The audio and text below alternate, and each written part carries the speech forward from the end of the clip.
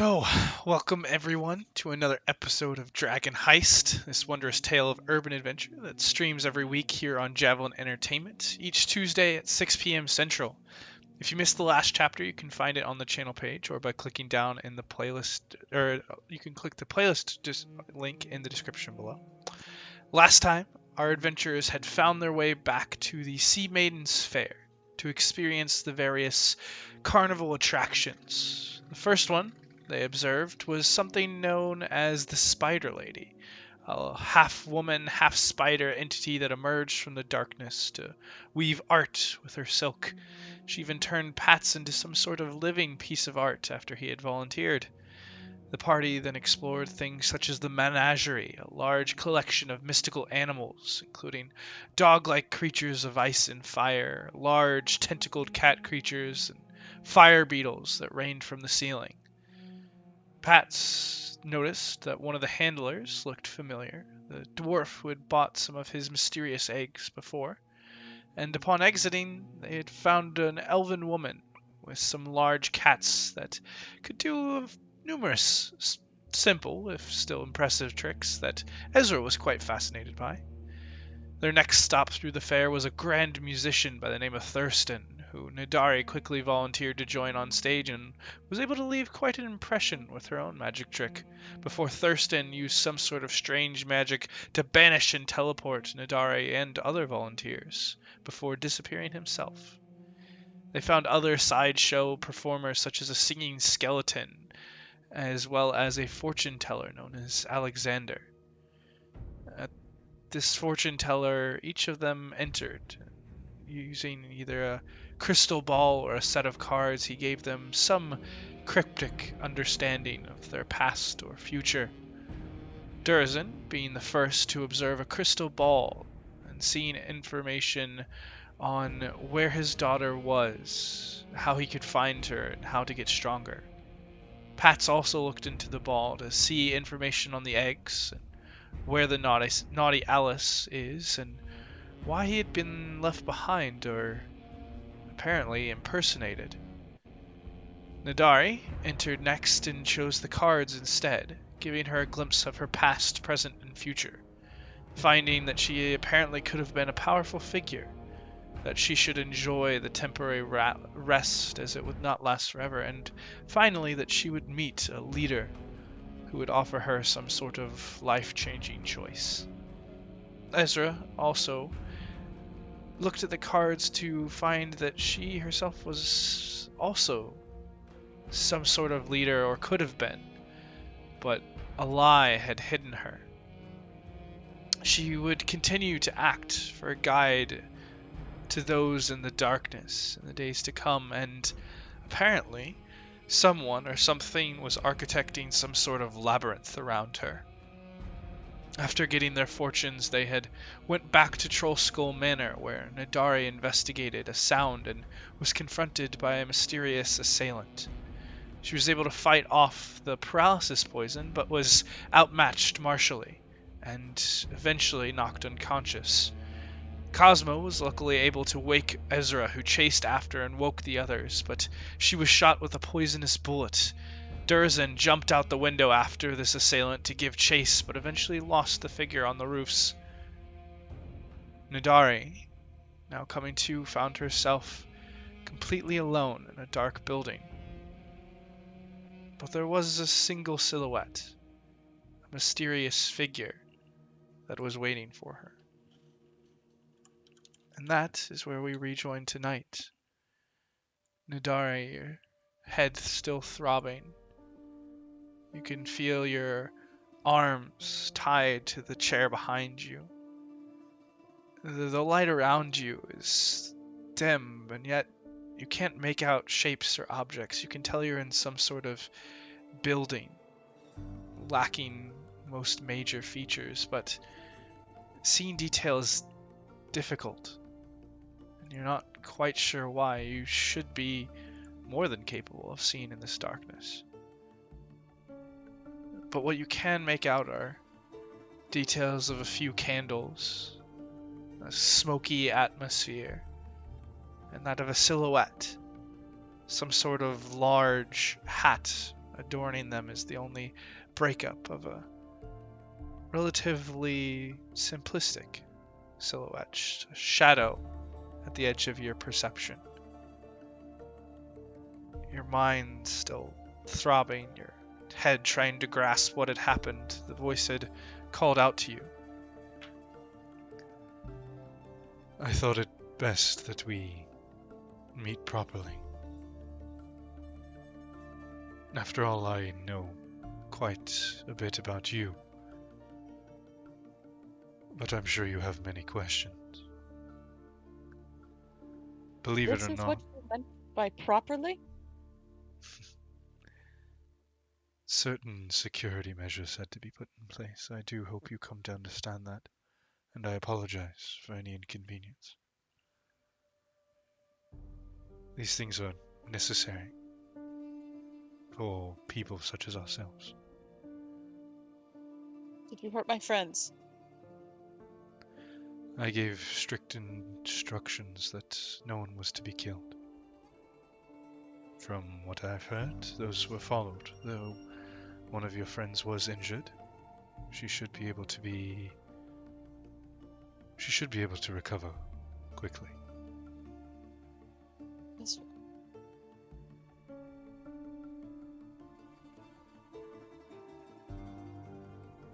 Why am I here? Why? I don't understand. That is the question, isn't it? Why are you here? I can certainly tell you why I brought you to this place, but why are you within the city? On the surface, somewhere, our people have little place to be.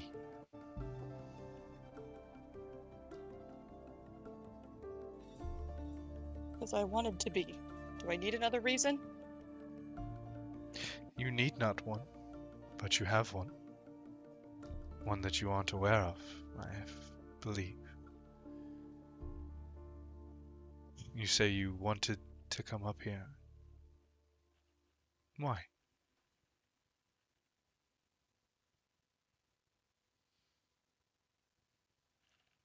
You know who I am. That's why I'm here. I I assume. I know you go by the name Nadari Elvrindar. I know you have traveled a good distance to come to this city.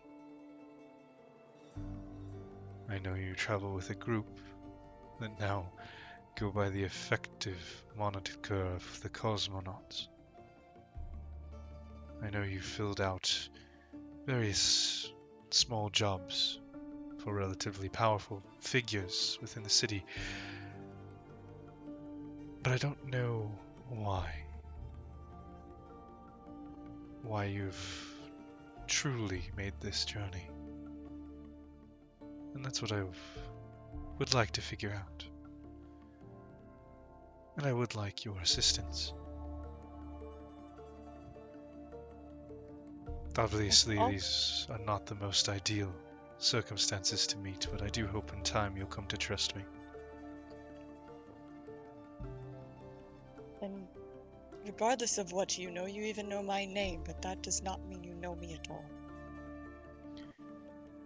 No, I imagine it doesn't. Thus why I decided that we should meet. Well, you see my equipment. Why do you think I would have came?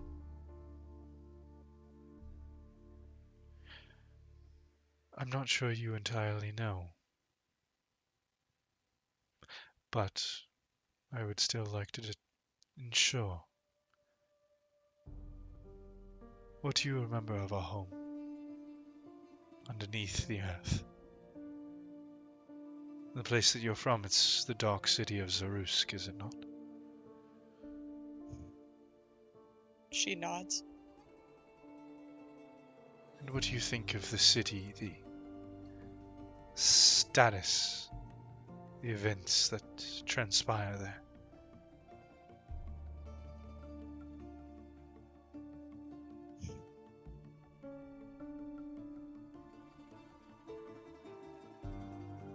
Austin, do I know of anything that is, like, huge right before I left, or anything that is significant of note? Significant? Nothing immediately comes to mind. But you do know and would understand that Drow culture is significantly different than culture of many races on the surface, and Yeah. those things tend to have an impact on the city often.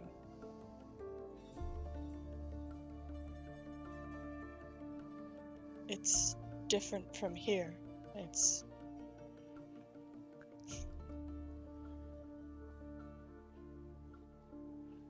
Each family has its purpose.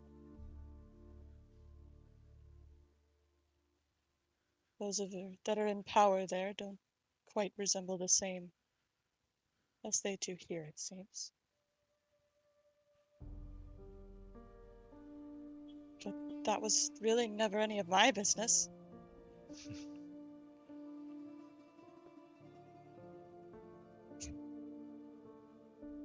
That was everything they didn't want. At least didn't expect of. Like what? Like my sister, she was perfect. Her role, everything. And while she was off doing wonderful things, I told stories. My brothers and...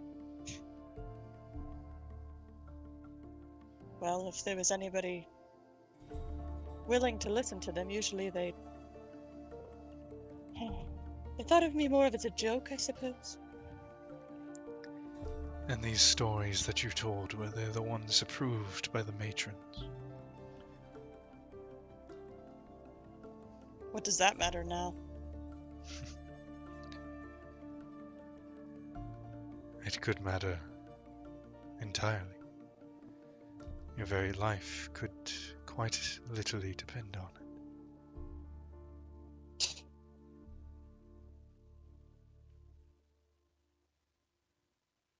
They're things of imagination. Things inspired by events. Has anyone ever told you a bedtime story? I imagine so. Once, long, long ago.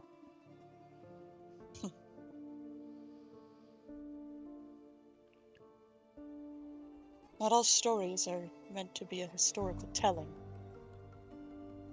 Some are entertaining. But the best part is that they're limitless. The only limit is what you can imagine. But as I stayed down there, the same experiences, the same people, the same culture, it drained me. So I went to seek out my own stories. Is that so bad? No. In fact, I've done quite the same. You see, Nadari, I'm trying to write my own story. Or rather, rewrite a story. One that was defined for our people long ago. One that I would like to change. The civilization that we come from is controlled by the matrons, defined by the matrons. And anyone who objects, or any man who gains any semblance of power, is killed or tortured and then killed. This I would like to change. And so I'm trying to carve out a place for my people, a place for our people, on the surface, somewhere outside their grasp. I was hoping that you might assist me in this story. But I need to ensure that you are not beholden to the same principles of the matrons, that you respect or races and genders equally. That you'd be capable of taking instruction from a man. And that you have a penchant for a bit of indiscretion when the time calls for it.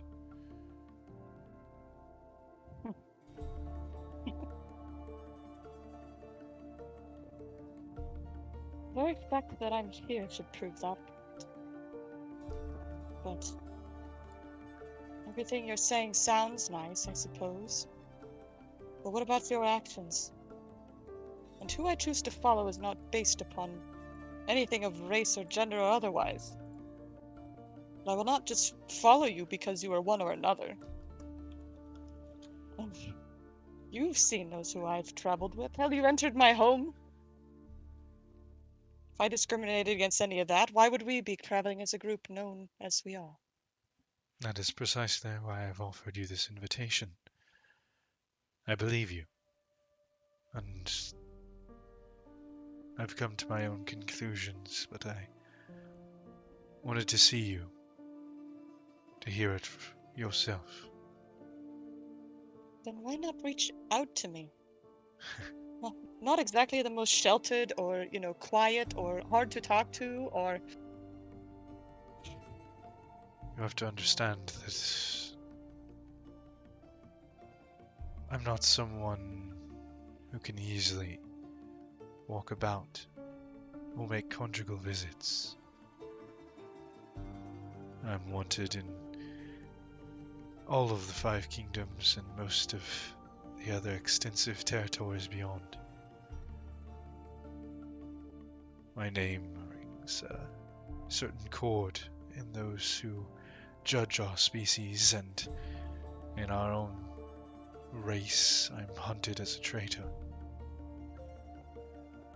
So I couldn't simply pay you a visit as I might want.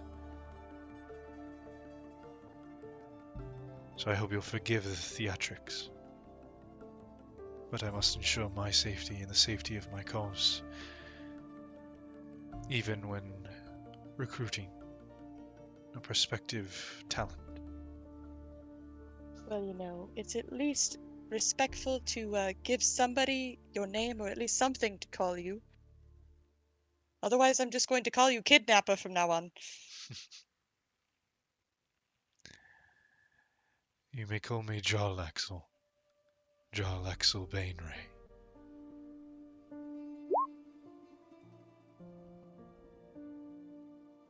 And Nadari, as you hear this name, it instantly sparks memories, stories, rumors that you had heard your entire childhood. This is someone that is a figure of legend, almost, and myth. A criminal, a traitor to all Drow. Someone who has been hunted and escaped the most talented mercenaries, trackers, and soldiers for decades, centuries even.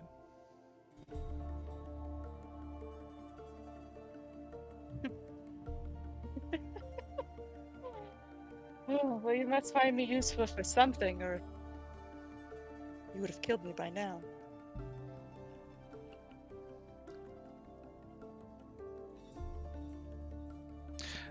I think you could be quite useful to our cause. And what happens when I'm no longer useful? I don't believe that will be the case. But I want you to believe it as well. Are you interested in pursuing a relationship with us? With the Brigandath?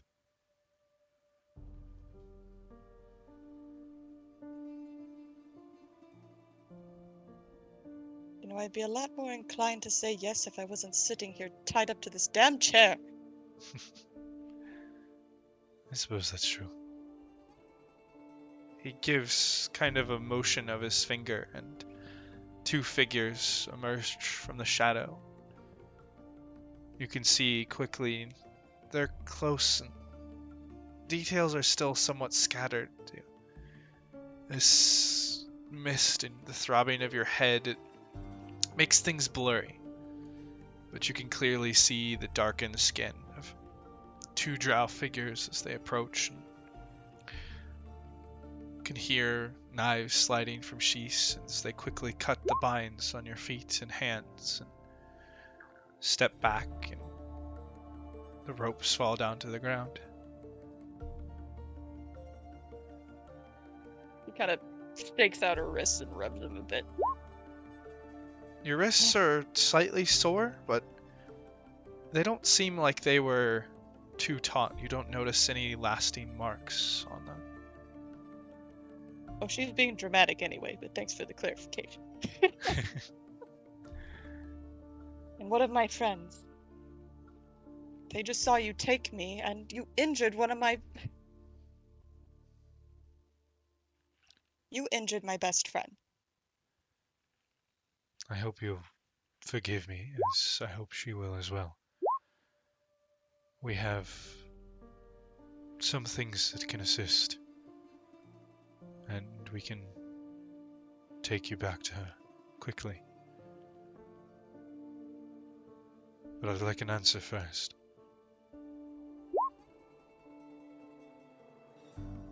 I don't suppose we get a second date first, do we? Oh, don't worry, I'll be in touch.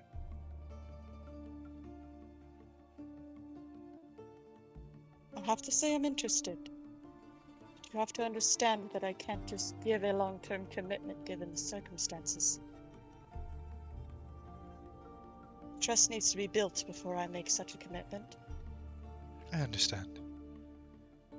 And I imagine once you start beginning work for us that you'll want to stay of your own accord. Then you seem reasonable. I don't know what I expected, but... I don't know what I expected. Select, please, the box. And the figure motions, and once again one of the drow to your right picks up a small wooden box and holds it out to you, lifting out the top. You kind of blink your eyes a few times. You're still straining. Your head still swirls, and even as you try to get up, he puts a hand on your shoulder to keep you seated, and you could feel the wooziness in your muscles still. You look down at the box, and you see inside two large glass vials filled with red liquid, as well as a small leather pouch. An incentive for an initial cooperation. Please, if you could keep our meeting details as minimal as possible. But give my apologies to dear Ezra. I had hoped for a more docile introduction. Well, if you want to get on her good side, just show up with a cute animal next time instead of stabbing her friend in the back. I'll keep that in mind. Good night, Nadari. Do I have all my stuff on me? You kind of begin to look around and kind of pat your pockets and check your waist, and it appears that everything you had that evening you still have on you, but as you kind of move your hands, you feel your hands getting slower, heavier. Your arm starts to lift, and you try to move, and it's difficult. It's a struggle.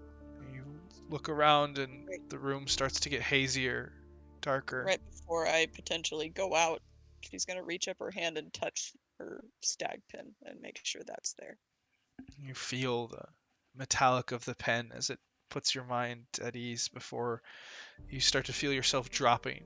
You seem to be caught before the darkness takes over once again.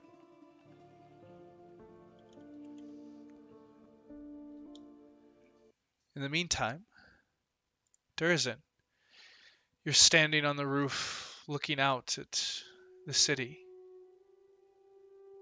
observing, searching, trying to see any sort of sign, any sort of evidence of where they went, but the night is clear. You don't see any sort of sign of the intruder, and you can hear the guards that whose attention you had called now calling out to you. You look around and you're still well within the north ward of the city, but on some sort of rooftops, maybe a few blocks from Trollskull Alley. The guards now gathering, maybe a half dozen at the base. You can hear them calling up to you. What are you doing? Durizen will go down and greet the guards if he's lost track of Nadari and the kidnapper. As you kind of climb down the edge of the building, there's one of the guards, and you see now these are city watchmen. He kind of grabs you by the shoulder. Would you like me to tell me what happened and why you were climbing all over this place? What's going on here? My companion was taken from our housing, from our abode over at the Trollskull Alley. Taken straight out, and I was chasing, but I lost track of him. He kind of You turns. know, Oh, go ahead. there's quite a bit of crime in this town.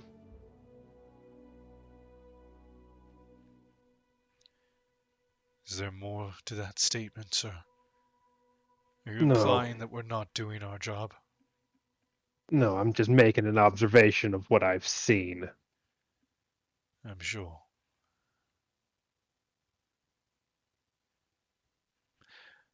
Well, in any case, if you do have a missing person, next time you can report it straight to one of the guard watch posts. There's one not too far from here. In the meantime, you two, look around, see if you can find any evidence of what he said. And you, did you see another figure? He kind of looks around at the other members as they begin to talk among themselves and detail out what they had seen, what they had glimpsed, what they had heard. Content, the man turns back towards you. Very well. We'll look into the event. You said you could find us. You were in Trollskull Alley? Are you the Yes, new sir. owners of the manor? That's what we are. I'd heard that we had some new guests. I hadn't had a time to make my way over. My name is Captain Jeremy Watts. I watch over the watch post in the northwestern quadrant of the North Ward. I apologize for any sort of inconvenience, but I promise that we'll do the best we can to locate...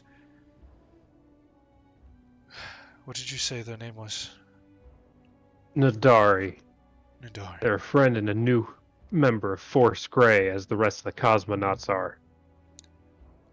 I see. Adventures. Yes. Something of the sort. We have many of your kind within the city. If you're living here, then you must be at least off to a good start. We'll need to take some statements. Can you take me back to the manor? Was there anyone else here? No one followed me, but one of my companions was injured. I see. Well, if you can take us to her, we can try and get her some medical attention. Do you know if it's serious? I didn't get a good look before I jumped out to chase after him. Well, then we best be getting over that direction quickly. Kind of motions off, ordering a few others around before following.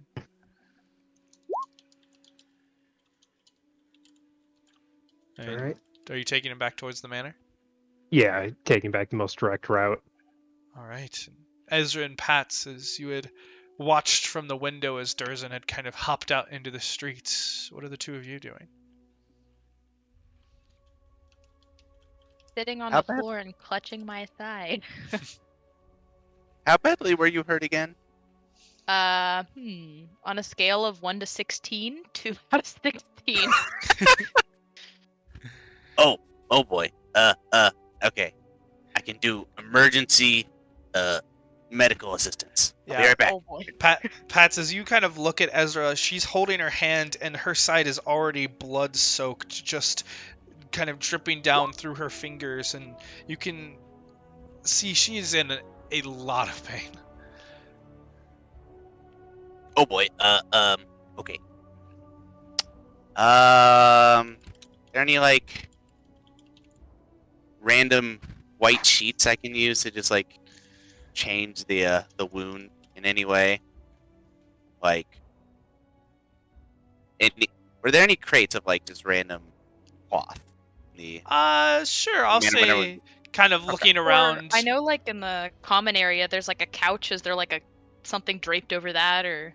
Yeah, I'll say looking around and with the clearing, there had been miscellaneous pieces of cloth kind of used to cover the remaining furniture that you can kind of find and tear off a small section if you would like. Perfect. And then I also run by the kitchen. I grab a bottle of the strongest alcohol. I need some of that. All right, Yep. so with the cloth and bottle in hand, you kind of head back up towards where Ezra is sitting. All right. I take a swig, and I offer her a swig. You know, we might want to need this. Yeah, I think you're right. Not a She'll lot. take Trust me on She'll take she'll take a big old swig. There we go. And then I use part of the rag to clean up the blood. Then I douse the other part of the rag with alcohol, and then I wrap Oh, it around God. the wound. And your eyes get a little There, big. yeah, there Oh, no. is a distinct burning as the alcohol-soaked rag touches your injury, and it is not pleasant. And you have to kind of Oh yeah. hold in a yell. But Pats, you kind of do the best you can to sort of wrap and bandage up this this wound. Go ahead and make me a medicine check.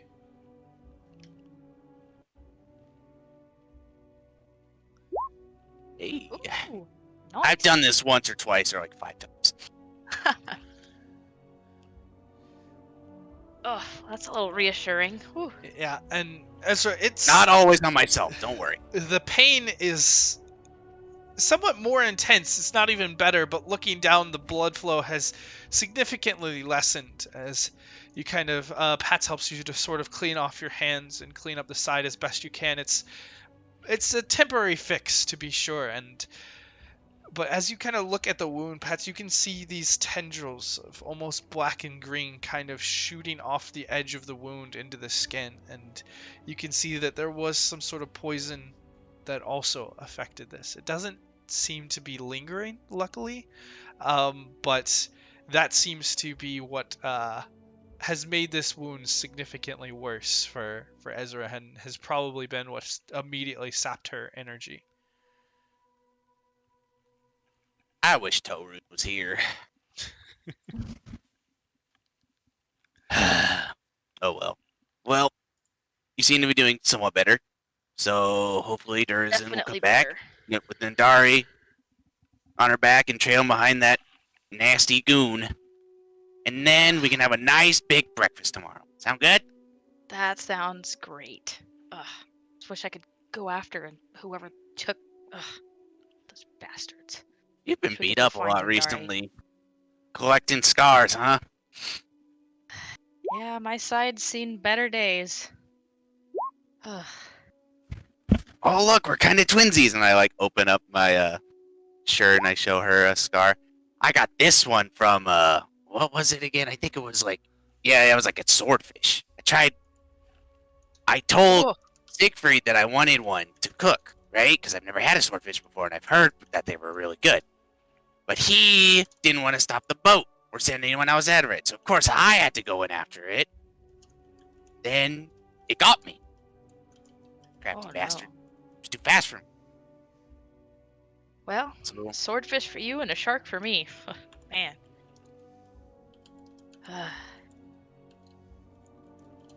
And as you guys are kind of trading stories, you hear as Durizen comes in the door and kind of calls out, seeing where you are. And Durizen, you eventually catch sight of the two of them, kind of sitting as best they Slams the can. door open, welcome back, Durizen. Where's dripping Andari? wet somehow. Where's I Andari? didn't get her. They got away. Oh. How's Ezra doing? Oh, she's Definitely feeling better. All Gave right. her the good old Pat's fixer-upper. Anyone want to explain to me what happened? I was hoping you could do so as well. And you see the watch captain standing behind Durizen, still in the doorway. Do you Well, need some medical attention, miss? that would be greatly appreciated if you could offer it. Gives kind of a wave, and you see two figures that appear to be in similar garb but have markings, clerical markings, and markings of the sovereign host. They kind of come in and begin to look at the wound, Ezra, and kind of do their best to sort of stitch up what they can, clean what they can, and at least stop the bleeding. And you will take 5 points of healing over the course of these next 10 to 20 minutes. Start from the beginning. Well, we were all returning from the Sea Maiden's Fair late at night, and we all quickly went to bed. And Dari definitely she doesn't need to sleep. She'll meditate only a few hours at a time. But from what I remember, she was in the den. And then I remember her, as I was sleeping already, but I do remember her kind of sensing her coming upstairs to start her meditation. But after that, the next thing I remember, her hamster, Cosmo, came and woke me up, and Dari was gone, which was very unusual because at least I didn't think much time had passed. I'm And- sorry, her hamster woke you up? Yes, Cosmo. He's one of a kind. And is Cosmo here? Because Cosmo, I would assume, is still in the den or Yes. like around. Cosmo is very much has stuck around you. Okay. Yeah, she'll kind of motion to Cosmo or like point him out. And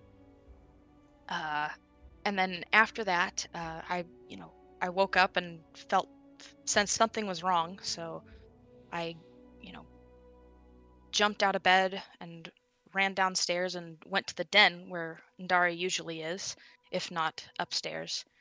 And all I could see was a shrouded figure with Ndari This hoisted over his shoulder. his shoulder, you could tell it was a male. Sorry, I assume from what I think, yes.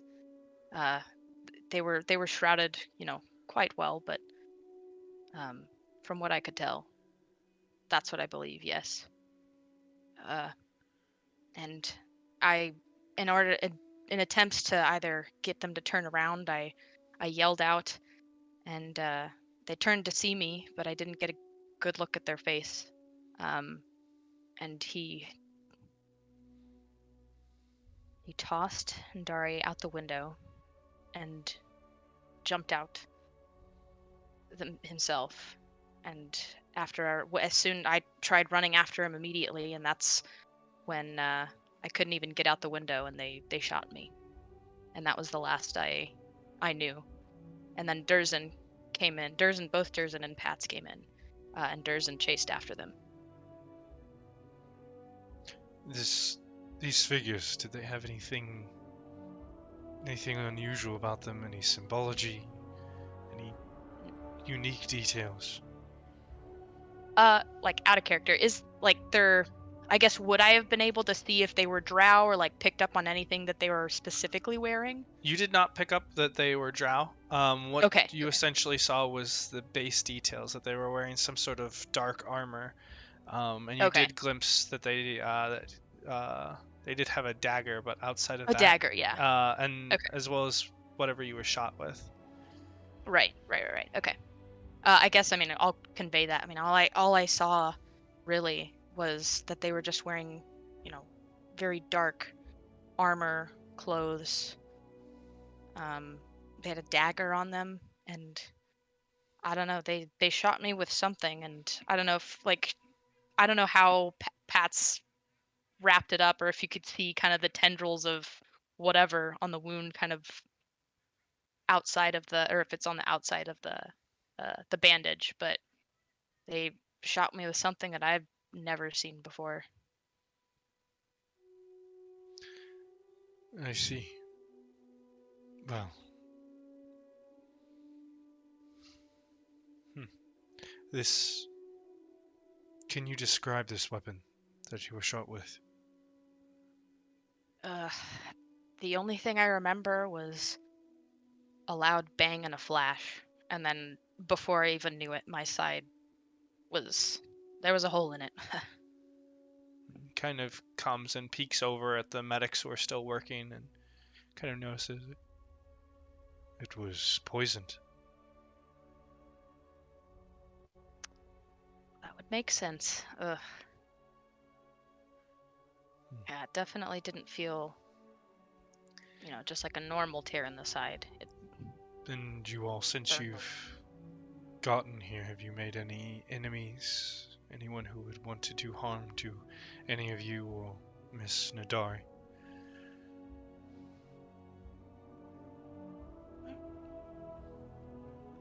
Not that I can think of. Mm. We've been We've helping a made lot of people. minor opposition to some local gangs as part of Force Grey, but nothing besides that. Local gangs? Yeah. What kind of I believe local it was gangs? I believe it was the desk.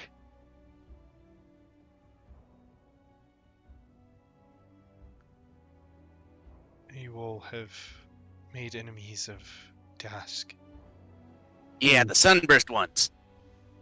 The Sunburst? Yeah, there was something also- like a sunburst or wheel, whatever. Sunburst is cooler though, so I like calling it a sunburst. And we've also interacted with the The harem? the Zahentrum. Zahentrum. Yes, that's it. It sounds to me ones that like have you the have made... serpent tattoos. It sounds to me like you've made quite significant enemies then.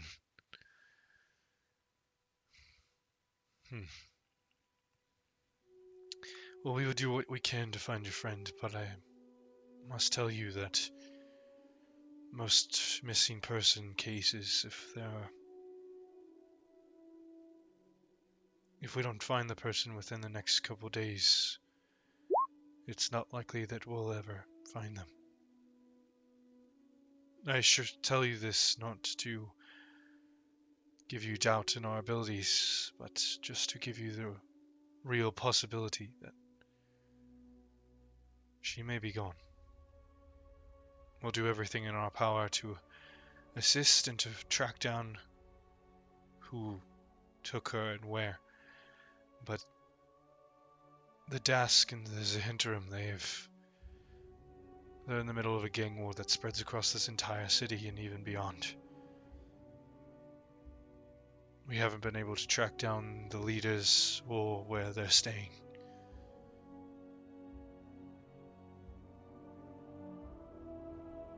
I wish you the best, but I want you to understand the risk.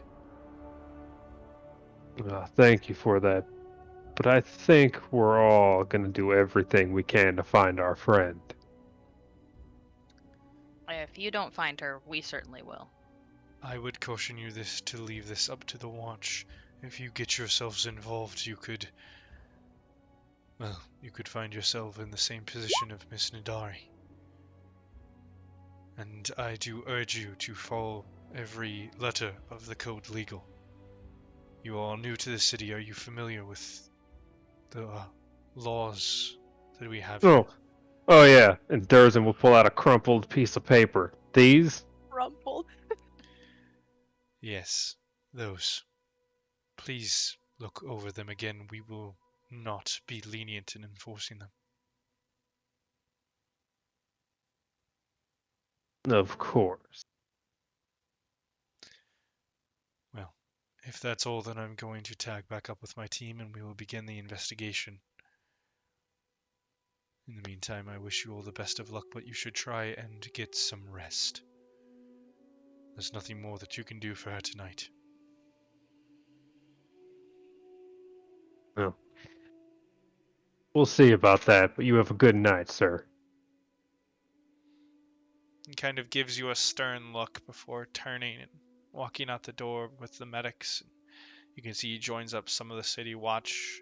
They begin discussing outside in the streets and heading off in different directions, leaving just the three of you. Well, who else thinks they're going to be absolutely useless at finding her? Me. Yeah, I agree.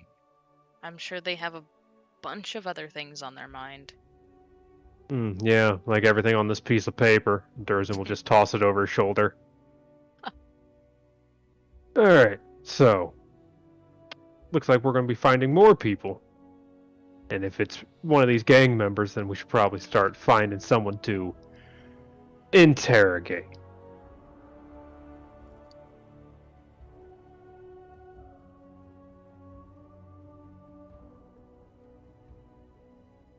Though, I guess we should also send word to Forest Grey that one of their new recruits has been kidnapped. I'm sure that won't look good to them. Yeah, that would probably be best.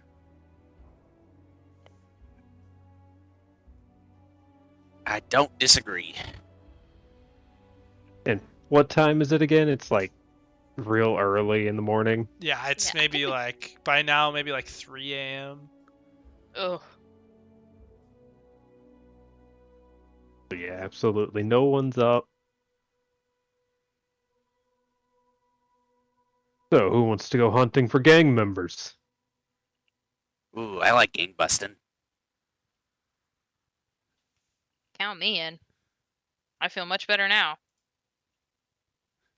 And there's no chance of me going back to bed after that run.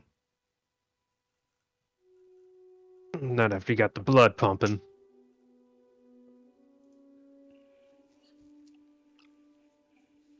All right. But before we go, I gotta make some snacks. I'm gonna need all that energy. Oh, here. I got these at the fair, and well, actually, she probably doesn't have them on her, but the nourishing boba. You can have one and be full all day. Oh, I like that. All I've right, always and wanted then- to try boba. Well, today's your lucky day, Pat. Fantasy boba. Woo! So she'll either like go up and get them, or she'll take them out and hand one each to Durizen and Pat's. Yeah, so if you want to go ahead and and mark she'll off take 3 one of herself. those. Yes, indeed. And are you guys going to try and move out in the early morning to try and investigate? Yeah, I think so. I'm gonna go where Durizen lost track and start there. Before we do that, I would like to cast Detect Magic and see if I can find any traces of anything. All right, where are you looking? Wherever Indari wasn't originally. I believe it's like the lounge or wherever The she likes den? to hang out. Yeah. I'll go ahead and move you guys to that so that you can look at the manor map. And we haven't refreshed our spell slots, right? Nope, you guys have not completed a long rest yet. Hell slots. I know. I'm out of spells. What are those? I need to wait for another chalk shipment. Wow, my last piece. The weave hasn't given it to him yet. Weave is very stingy. But yeah, you kind of take your way up and walk into the den, and at first, walking up the stairs, you don't really notice or see anything. But as you make it to the den, kind of glancing around, most of it seems empty, except for by the window. Right next to the window, you can sense that same odd tendrils or remnants of magic. The ones that you had associated with whatever was happening in the manor throughout the past few days. It's there, and it's stationary, just hovering by the window. And I don't see anything else about the window. Like, I only see the weird ghostly energy. That's the only thing that you see there. Hmm. Hey, Durizen. What you need, Pats? The assailant, he came in through the window, right? Maybe you check this out. I think the ghost is trying to tell us something. Ezra? They come through the window? I think they came in through the window and left through that window. Hmm. As you Alright, kind of look at this window, you do see that the boards that had previously been boarding this window are kind of stacked next to the window down on the floor in a fairly neat manner. Oh, how polite. That seems a bit unusual, but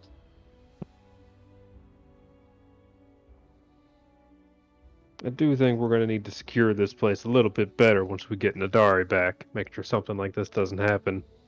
Yeah, raccoons One and hundred- kidnappers? Wait, Not a good raccoons? not a good look. We have raccoons.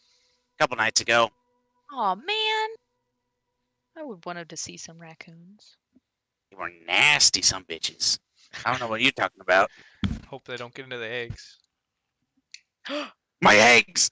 I'll check on them before we leave, but thank you for reminding me.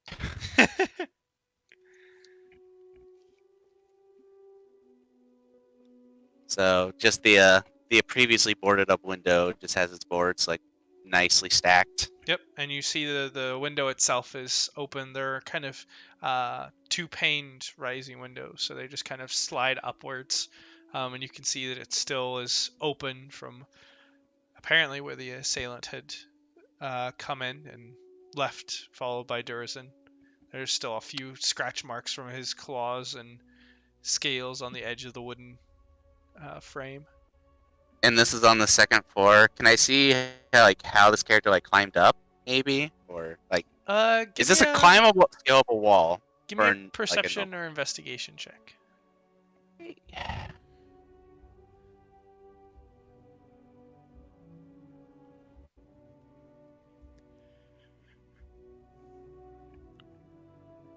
Okay. Yeah. Hey. As you kind of take a look, Pats, you're very experienced with climbing, and you kind of take a look, and there is a distinct path from nearby trees across the tops of the roofs of the first floor, kind of the ledges, the boards that are hanging out. You can see this is not an easy scale, but certainly one that you're capable of.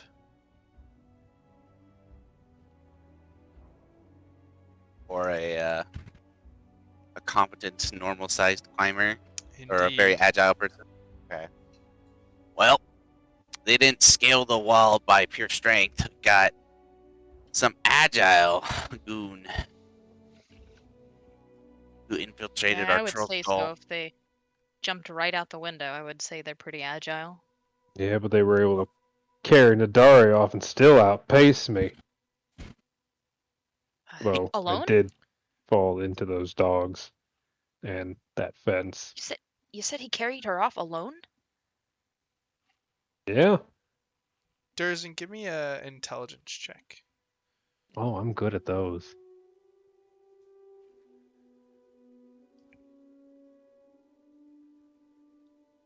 Oh, Well. you are good at those. Yeah, you are good at those. Durizen, as she kind of asked this question, it now you now think back to the event. The person you chased, the figure, you never saw Nadari. The figure outpaced you, but they certainly weren't carrying anything. Definitely not a person. Wait. I think I chased the wrong person. Who the hell did I chase? You what? If they weren't carrying Nadari, then there must have been more. And Ezra, you do remember that you saw two people Oh, that's carrying right. Nadari I did look before out the the window. other person had jumped out. I forgot. Yeah, so That would have been real pertinent information. But it's okay, I understand. Well.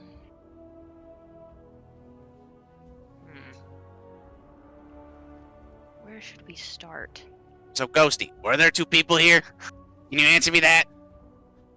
I'll give you a cookie.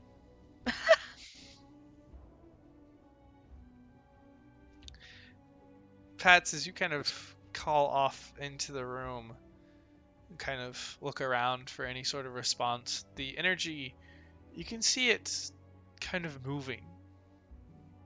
No longer just stationary by the window, but now almost in front of you.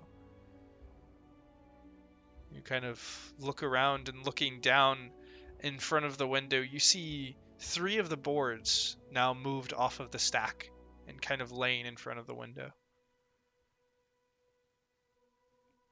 There were 3 people?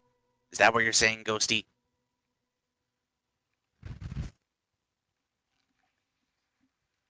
I'm going to take that as a yes until proven otherwise.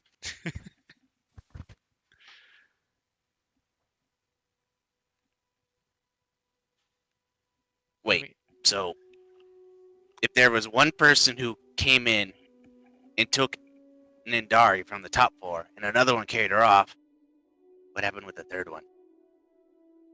No, 2 of them carried her off, and I Yeah, chased the 2. freaking decoy. Oh. You know what? That 1 plus 2 does equal 3. Good job, Durizen. No, I got too into it. Well, that tracks. I think we have exhausted all the information from Mr. Ghosty. Thank you very much, Ghosty. And I bow generally towards the wispiness. All right, Well- let's get a move on. I pop the boba in my mouth. Well, now I don't know where to start, because he definitely would have run off in the wrong way.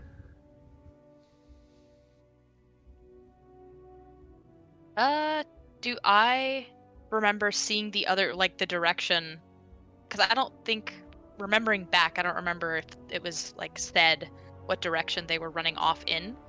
Roll me an intelligence check as well. Okay. Oh, wait, hang on. Is my thingy selected? Oh, that's why. Haha. Ah, shit, let's not trust for Ezra. Ezra, in the speed of things, the pounding of the events, everything happens so fast. You saw the individuals, but they were no more than 30 feet away from the other single entity when you were shot. And as soon as that noise came out, your vision, you can't remember anything past that point. You immediately That kind of flash fell was back in, and it's, pretty distracting. yeah, it captured all of your attention. Ugh. Well, I remember seeing them out the window, but as soon as that flash went off, I didn't see which way they went.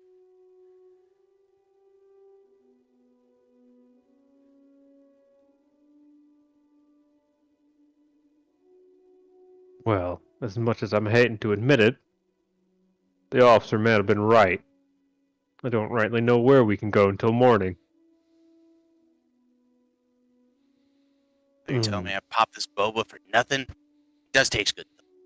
Well, that's good. It should be good for the whole day, so. Oh, I hope I'm still hungry for breakfast tomorrow. I'm sure there's always room for more. You never know.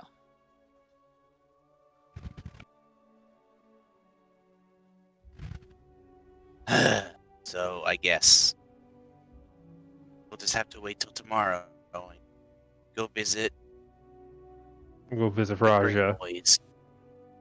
Yeah. I hope she's doing okay. Man. Ugh, We wish I just could have to have seen where faith she that she'll went. find her way back. And if not, we'll find her and we'll hurt those that took her. Oh, yes. Just can't. And Durizen is going to go find a chair and sit by the front door. If I can find the front door. Oh. Can you guys not see everything? No, I can. I just need to Ah, actually gotcha. scroll around. Wait, when did Tarun get here? I was just moving her. Shh, Whoa! you saw nothing. The assassin was torn the whole time. Ah! Now that's a twist. Oh, Tarun was here and then immediately left. Like a ghost. Oh no. Torun's been the ghost the whole time. All right, so you all are kind of heading off to your respective rooms. Yes, I will be going to sleep off. Reluctantly. All right, is there anything else that anyone would like to do before you guys get some rest? Just make sure I have Cosmo with me. That's all. You do, in fact, still have Cosmo. He kind of has been perched on your shoulder for some time. As you come Good. by, I he just kind wanted of to- like, he seems slightly nervous and constantly looks towards the door, but he kind of curls up next to you. I know, buddy. I want to find her too.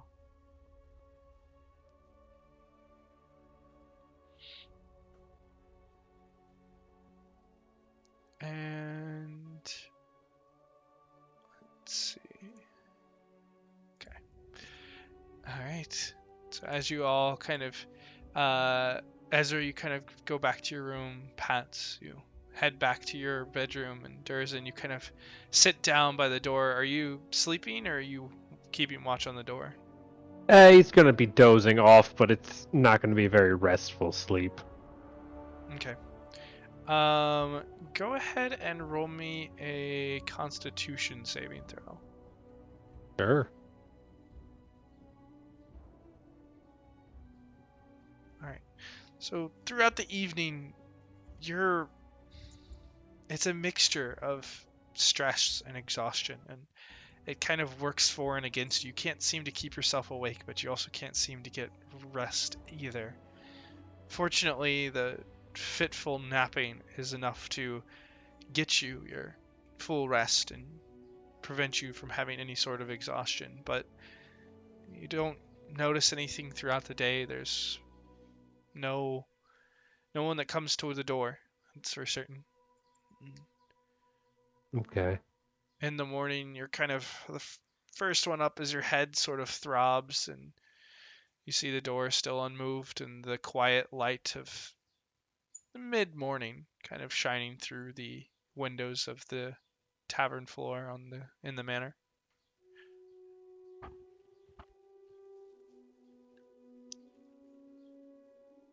All right. Well, Durizen, even though it's gonna wake everyone up, he's gonna start nailing the window shut again as the start of the day before getting ready. All right, so you kind of head up to the den and kind of Pats and Ezra, you're suddenly jolted awake as these loud noises kind of wake you from your rest as you hear this banging on the room. As Durizen is reboarding up the window in the den. And Nadari, you also hear this banging noise as you rub your eyes and your head throbs. But you look around and you find yourself in a bedroom.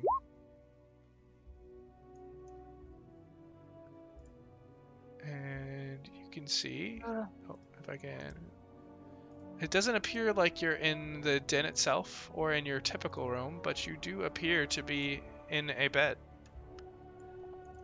And somewhere in the tavern, or in the manor. Somebody's been sleeping in my bed. Wait, Dad, you've I been had a sleeping in nightmare. Durizen's bed? Oh no. Dad, I had a I nightmare. don't think you would fit in Pat's dead in bed. Yeah. She just holds her head and is like, as she hears this banging, and she's like, "Do you have to do that so early in the morning?" The banging. Does Stops. Ezra hear that? Yeah, I was about to say, do we hear that? Yeah, you guys all hear this call I am loudly. directly underneath her room. Yep. What? Yep. Is that you, Indari? What Ezra's and already like up and like hustling down the stairs. Like, Dari, is that you? I start If we banging on could the ceiling. Stop shouting. Oh, yeah. Hi. Hi. do you know how much of a pain in the ass last night was? Oh, you don't even know the half of it. What the hell happened? I woke up and you're just getting kidnapped and dragged off. Trust me, Ezra's I was kinda just looking as around. surprised. Where as are you you? And Ezra, should you be up and about now? I'm yelling. Oh goodness. Oh, she'll see Durizen kind of head into his room, back into his room, talking to Indari. So she'll be right behind him. Yeah, she's still kind of leaned over, laying down, like holding her head with her eyes closed, like. And another question, why are you in my bed? Ezra will barge in and like, "Are you okay? Oh my gosh, the guy, you were Ezra, taken. Where roll were me a you? What's going dexterity on?" save. Oh no. Oh. How come? You're gonna trip over my hamster. I guarantee it's the He's hamster. safely on my shoulder, I swear. Ezra, as you rush to the bedside, your foot gets stuck on something, and you kind of launch into the bed and kind of have to catch yourself on the pillows as you kind of topple on top of Nadari as you're yelling all of these questions. Sorry. And she'll kind of like fright herself and stand back up. What happened? How did you get back here? And you're okay. No. Better now. The Durizen brought back some of the watch, and they brought healers with them, and Oh. I feel much better now. That is right. We're gonna need to tell them that you're back.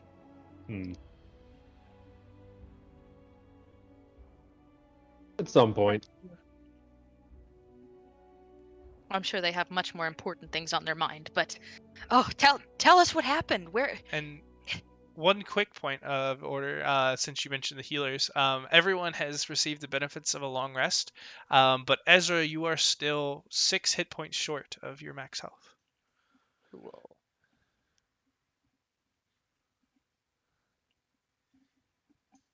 Oh boy, that sucks. Well, and then she looks down. Wait, why am I in here? Nadari, What I was asking. as you kind of Didn't look come to the down, front.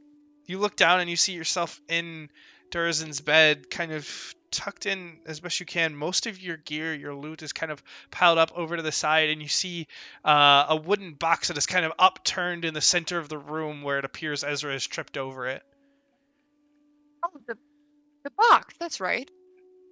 Box. gonna- What box? I'm gonna leap out of bed. Hopefully gracefully. And You kind of pull yourself out, and it's still a little woozy on your feet, but you're able to recover your balance. It's abating. It's minimal. It's definitely not Yeah, like Ezra's what like you experienced hovering just to make sure she's okay. and wait, where's Cosmo? Oh, he's right here, and he's been with me, like, at least I think the whole time. Like, I've been hoping he's been with me. He's here, and she'll, take him off his shoulder, and he and I were all of us were very worried. Sorry to scare you there, little guy. And well, you did a fantastic job. She'll He did, pat him he's- on his little head. He kind of nuzzles happily up next to you. Glad to be back. Oh. Anyway, this box, and I'll open it, and is the 2 vials still in there? Yep, you see inside there is a piece of parchment on top of 2 glass vials with red fluid in them, as well as a small leather pouch. I will read the letter. As you open up the letter, you can see in an elegant script written in what appears to be Undercommon. Cool, I can read that. Yes, indeed. It says, I'd like for you to steal a silk handkerchief from a noble and give it to a tiefling girl who lives in a crate at the corner of Net Street and Dock Street by the wharf. Any handkerchief will do. Then there's a space. Give her 1 in the morning and 1 tomorrow evening. At the bottom there is just a small J. So, can you run that by me one more time? I started writing halfway through, misspelled something, and then it just... Yeah. And I can copy this in here in a second, but it says, I'd like for you to steal a silk handkerchief from a noble and give it to a tiefling girl who lives in a crate at the corner of Net Street and Dock Street by the wharf. Any handkerchief will do. And the next portion reads, give her 1 this morning and 1 tomorrow evening. J. Okay. Suppose I already have a task. Ah, What's that letter say? You mind telling us what happened? Or what you know? Right. or why you have a task? From who? And do I even know what these vials are? Are they just health potions, or is it possibly anything else, or... You've seen a couple health potions, and these are certainly larger, and don't appear to be the same. Is it But maybe you're something not- for the poison that shot Ezra? Winkety winkety? You're not sure exactly what they are. Phooey! I turn the letter over, hoping for an explanation, and I bet there isn't one. It is blank. Nice try. A for effort. Also, what's in the pouch? So you The kind of satchel or whatever. open it What's in up, the you see bag? it is filled with golden dragons. Or gold coins. Goddamn bribery. Well, I suppose this would probably be a better story over breakfast. As her stomach just goes... Smells like Pat's definitely gotten to work down in the kitchen. So, Yeah, while he finishes that, I'm gonna go finish boarding up this window. What? Oh, I assume the window, that window. Yeah. Yeah, that window.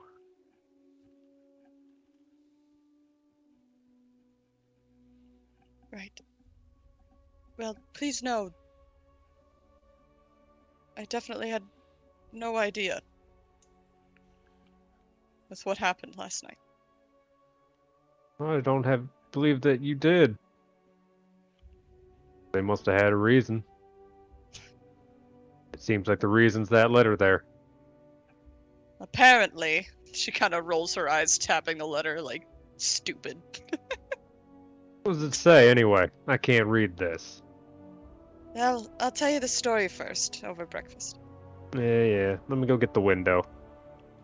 No, Ezra's don't need any more uninvited guests. Need to figure out how to keep freaking raccoons out too.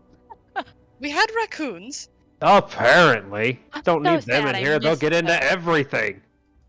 Oh, we should probably get rid of them before Ezra turns them into pets. No, you cannot name them. I Hey. am not feeding a litter of raccoons. Aw. Do you have any idea how much they will destroy everything? Oh, Not but if a you're nice possum. to them. What if we get a possum? No. Yes. I'm not part of this anymore. I'm gonna go fix the window. I am a negotiator, you know. She's I'm smiling not. at you. Come on, let's go down to the go down to the main floor and get ready for breakfast and talk about what other animals we can adopt. Let's not make him too grumpy.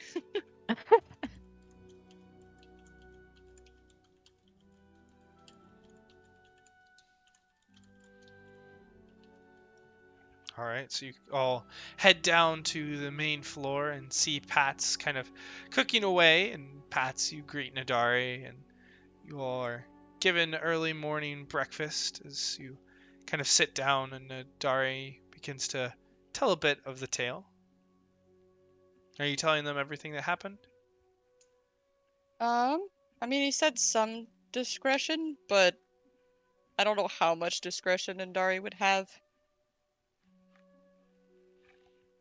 It's up to you. But more of just explaining that the people that took her were drow, and that they are looking for her assistance in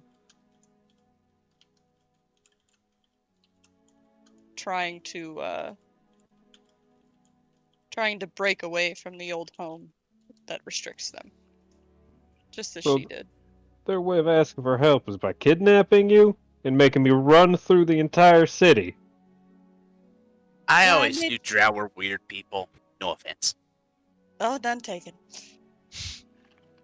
And I'm a weird one for a drow, so what does that make me? Weird. Quite pleasant, actually. Very special. Pretty good Fair with those enough. bows.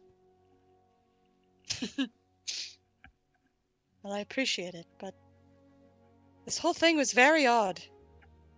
But, Ezra, I'm glad you're okay, and Oh yeah, I feel so much better now, and now we're all happy that you either made it back or were returned. I believe doesn't we're matter. returned. We're glad that you're back. Last thing I remember is looking at that box and losing consciousness again, and then I woke up there.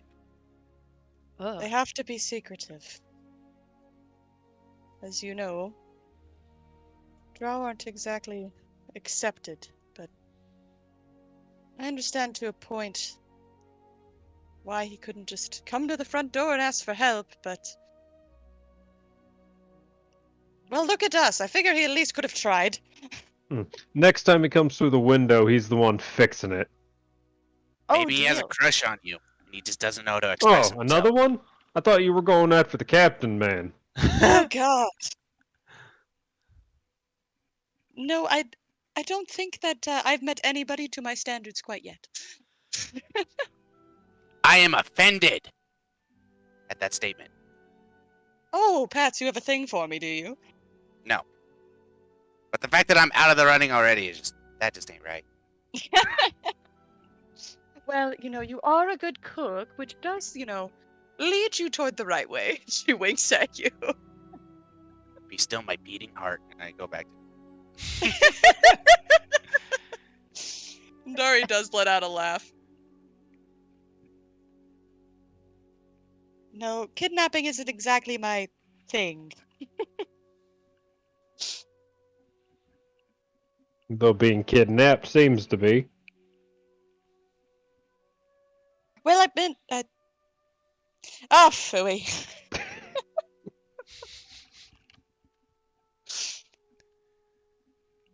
Then she starts to eat, and he goes, "Oh yeah," with a mouthful of food. A letter! Yeah, what's that thing say? Gonna put us through all this trouble.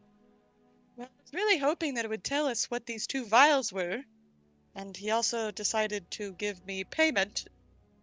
And she just drops the satchel onto the table. Payment for what? You all hear the chink of the coins in the leather satchel. He wants me to take a handkerchief from a noble and give it to a tiefling that lives in a box. And he's well, giving that you just all sounds that stupid. gold for a handkerchief? We're Well, doing it, right? We're doing it. Technically 2. It says 2 1 handkerchiefs? this Ew. morning Ooh. What? and 1 tomorrow evening. All right, let's get going. Hmm. So I'm confused why One he says what?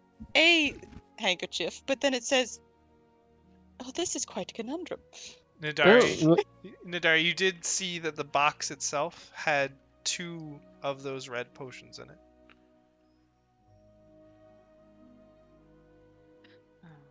Wait. Oh, it's separate. I now get it. Which is even funnier because, one, I was a dumbass, and I could see her being a dumbass. That's why So I this is told fine. Hannah and not Nadari.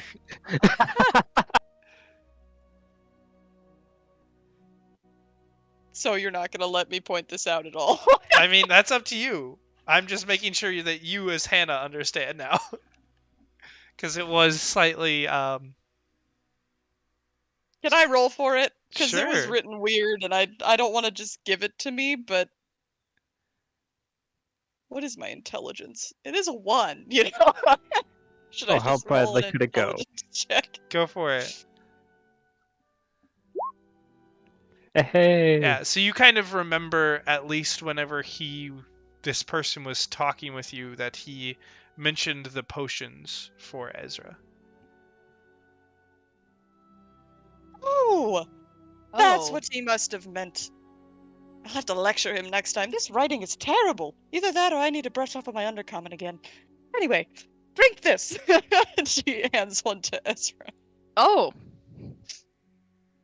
All right, I trust you. And she'll, uncork it if it's corked and drink the potion. All right, Ezra, you kind of tip this glass vial, and it's a fairly large potion. It goes down. It's kind of a warm feeling, almost like drinking warm milk. There's kind of a texture almost to it as it goes down and you swallow, and you don't really feel any different. Well, if this is supposed to do something, I guess we'll find out. Well, that's only half of it. I think they're trying to make amends for hurting you, so I imagine it'll help. Anyway, I suppose I'll just give you this one now, but it says this one is for tomorrow evening. So I'll try to help you remember, but... Okay, well, all right. I'll try to remember that. Wait a minute. Speaking of things we had to do today, Pat, didn't you have to do something at that monster shop? Oh yeah. Yeah, don't you have a debt you need to pay? Hey, it was a promise for a transaction. But I think there's a word for that. Yeah. Let me go check on my eggs, and then we can get going. Make sure the coons haven't got to them. Don't worry, I locked them up tight. No raccoon fingers are gonna get through The those. rats. Gonna get to those I've eggs. imprisoned them.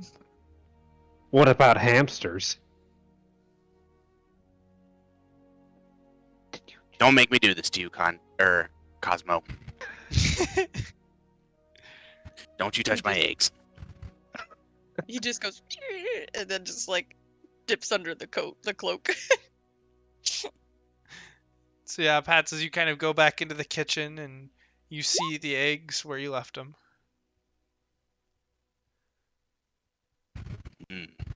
5 whole platinum pieces. Seems like a worthy trade. How much more gold are we gonna need to fix up this old troll skull anyways? Well, let's start with seeing how much we have here. I'll actually count out how much I was given.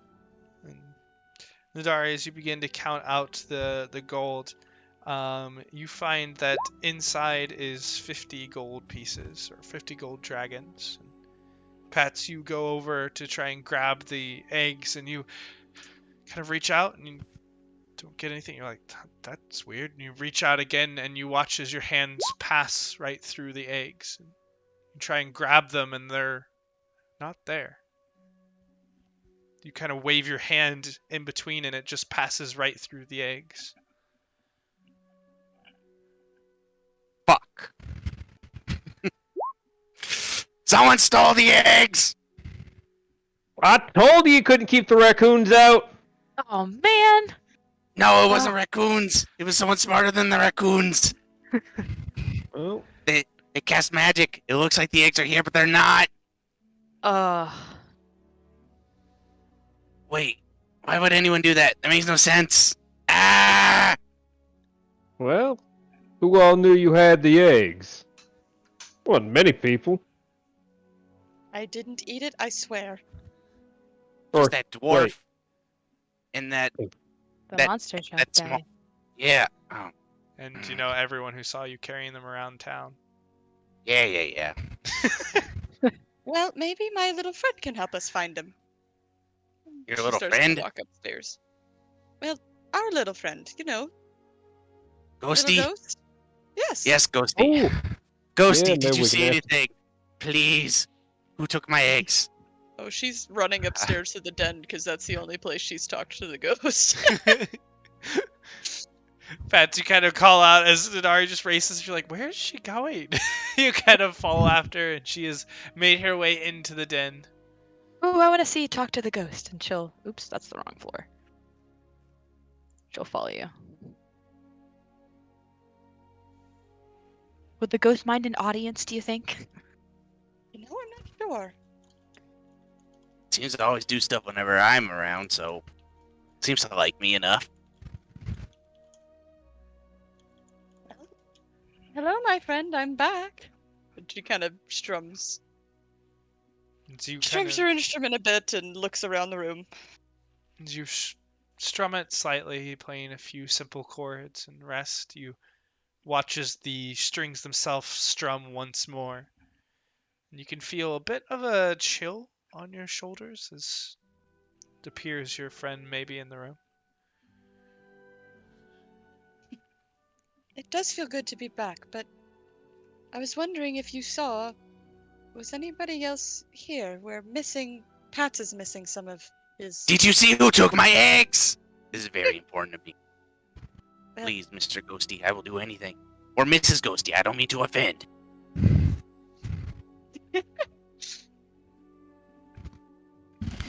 I just want to know what happened to them.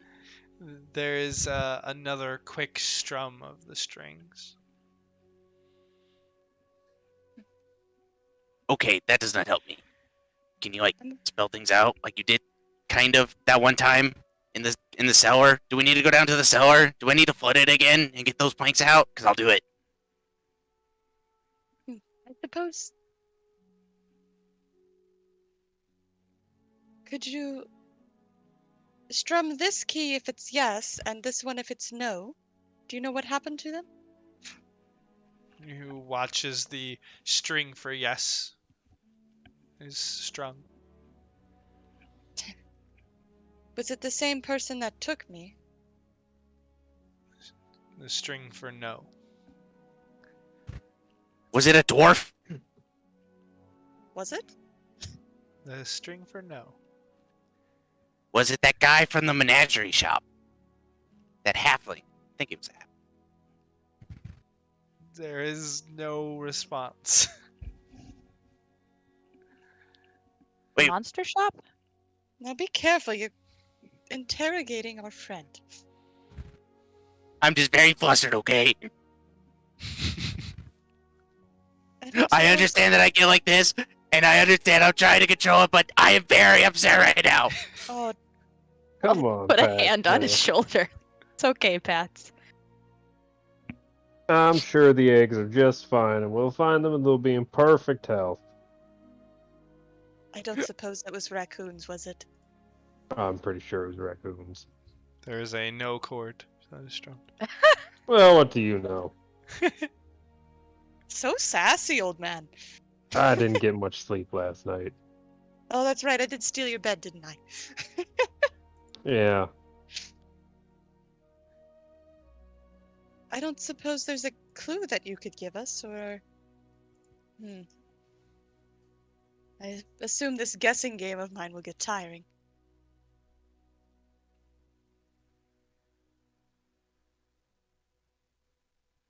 There's a moment, Nadari, as you kind of leave this question in the air, and You feel as that cold sensation kind of moves away from you in the direction of the door. Then she won't say anything. She'll just kind of start to follow it. As you kind of do your best to follow, it seems it's difficult at first. It's like detecting different air currents, but it seems that whatever this is patient enough to move slowly enough with you, and you slowly work your way from the den back down into the kitchen and towards the front end of the kitchen, towards a window. And you could see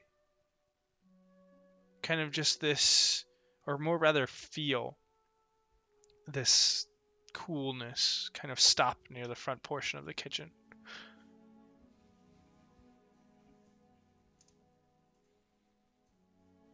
So those bastards came in through the window? Came in or escaped. Either way. Did I'll this send it- happen? Did this happen the same night that Daria was taken?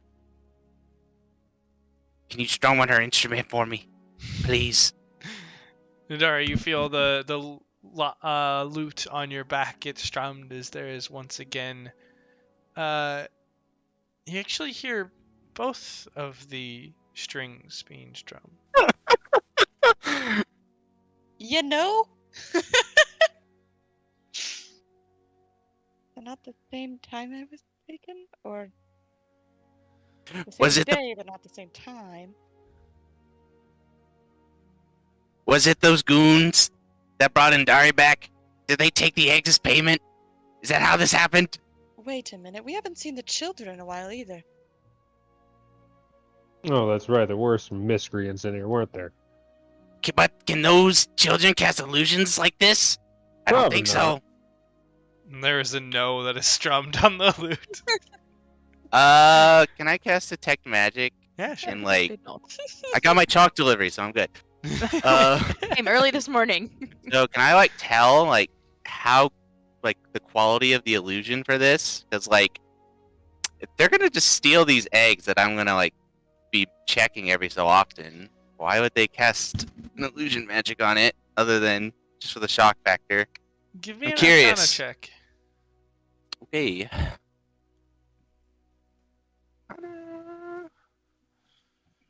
I actually really want to know, so I'm gonna use my inspiration on this. Go for it. I've also been sitting on this since like session 1, so another. There we go. Hey, there we go. All right. So as you kind of focus on this area, kind of looking it over, kind of observing the magic, you kind of take the full 10 minutes to observe, and the process of determining the extent of the quality of magic with this spell, it's not the easiest thing, but you kind of at first it almost looks as if it's messy, low, simple level magic, but the closer you stare at it, the edges of this, what you can now determine as a magical illusion, seems very meticulous. Stitched and sketched every portion of the image. There's no discrepancy between this illusion and the eggs that you're aware of. This looks intricate enough that it is superior to anything that you're capable of, certainly, and probably better than anything you've seen before. This mastery is something done by someone who's skilled, even though it's not necessarily a incredibly high degree of magic.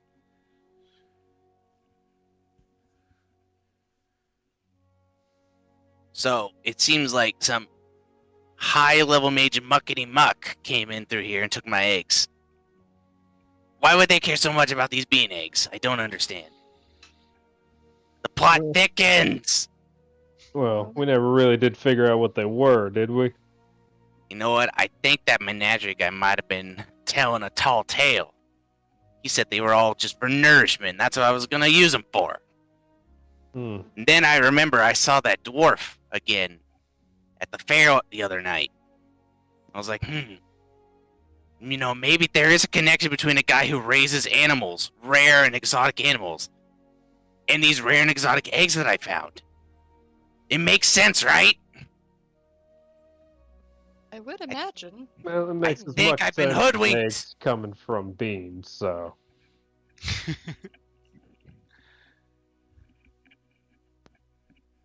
I wish my Auntie Gob was here. I could ask her what was in those beans.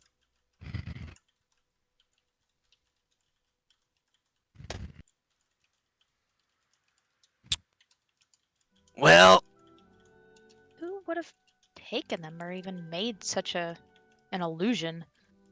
that's what I'm trying to figure out. Hmm. What time is it right now? It's still early morning. It's probably, let's see, 3. It's you guys woke up actually probably about mid morning, so it's probably 11 o'clock, 11:30 by now. Well,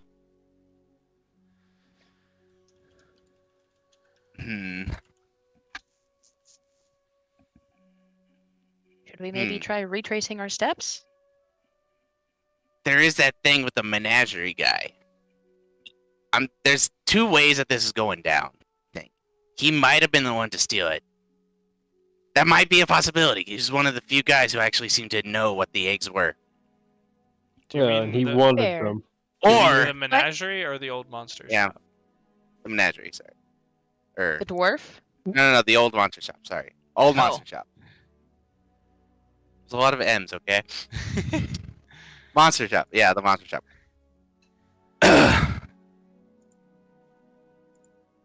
Might have been lowballing me on that price. He knew that I had multiple eggs. He pressured me into a deal. Any which way, I think I need to let him know if he doesn't already know that he ain't getting any more. There's messenger boys around the city, right?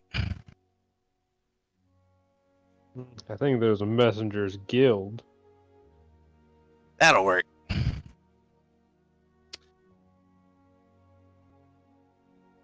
Let's see.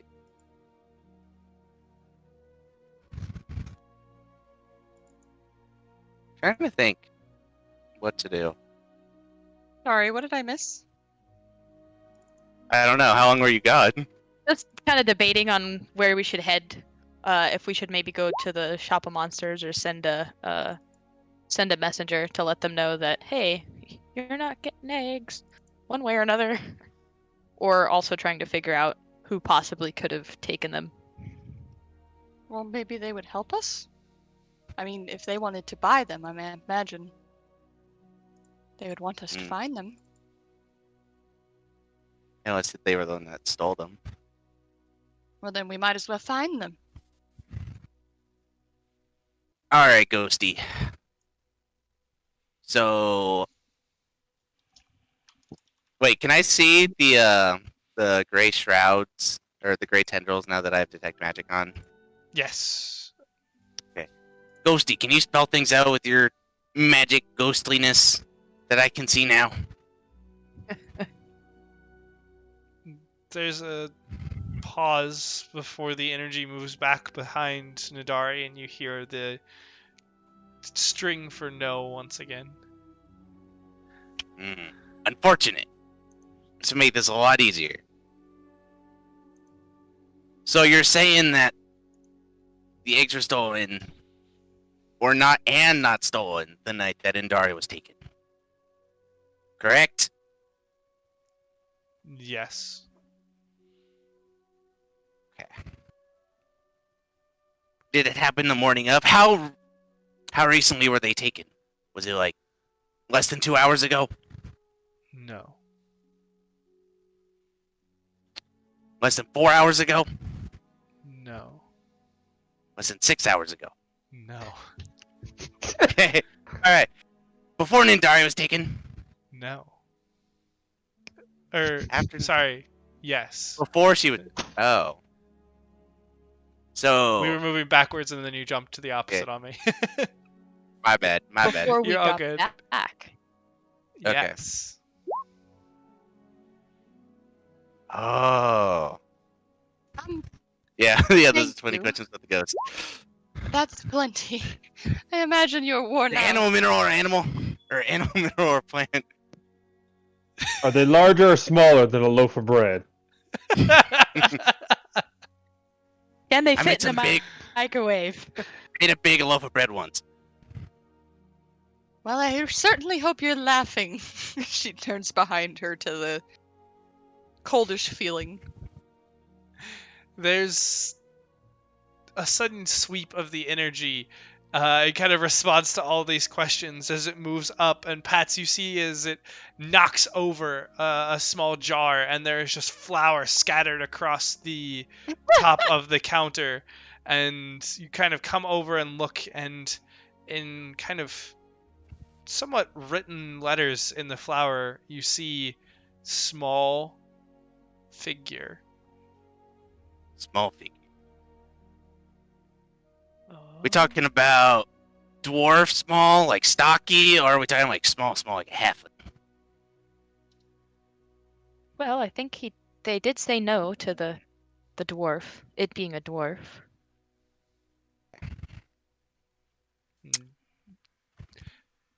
As Pats, as you kind of look over towards Ezra, and you kind of turn around, and the flower has been rearranged, and you see this time it says gnome yesterday. Gnome yesterday. We had any interactions with gnomes? Wait, I forget. Was the monster shop guy a halfling or a gnome? He was Yes, a the gnome. monster shop guy was a gnome. That makes more sense. There we go. I get all the small things mixed up, okay? They all look the same to me.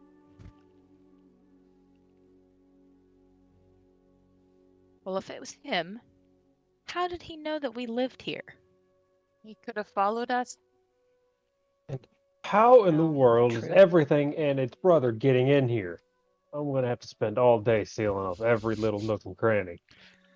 Durizen, you do look, and this place is by no means airtight. The boards over the windows and doors are half rotten, and some of them even falling off. There are literal holes in the ceiling and floors, and the locks are old and rusted. This is by no means a protected establishment. Airtight. Gnome means. Where's that pun damage? Yep, I was gonna say roll the d4.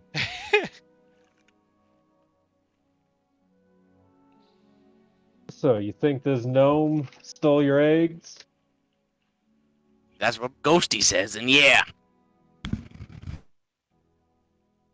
I hate being cheated like this. Well, I think There you you were go. planning on paying him a visit this morning anyways. Oh, yes. Yeah, just remember, according to this stupid code legal, we can't do too much. Roughing Let them me up see wise. that. I don't know, I threw it off somewhere. You gotta get your own. Here, I don't take remember what mine. is. She'll Hey. unfurl hers out of her pocket. Alright. Also quite crumpled. Crimes against citizen. Assaulting a citizen. Imprisonment up to a 10-day, flogging, damage up to 1,000 GP. That seems like a fair price to pay to give him back at him. If they catch me. Heh. Well, what about his crime? What if we can prove that? I don't know. Do we count as Anything citizens? I can't say I've ever been really good at accepting own help from the property. law. That We is a do fair own point. property. Wait, we own property legally now? Dang, I'm not used to that. We have a piece of paper that says somebody's There name is on it. something here under robbery.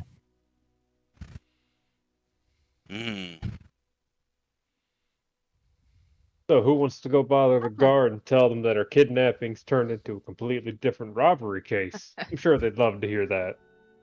Oh, and you get damages equal to the value of the stolen goods plus 500 gold. That would really help fix up the place, and then we wouldn't have so many robberies. You know what? I like that. Now he's got to prove that he stole. Well, if we show Which them the... Well, you it's said there was definitely- illusions. So, what exactly are these illusions like resting on?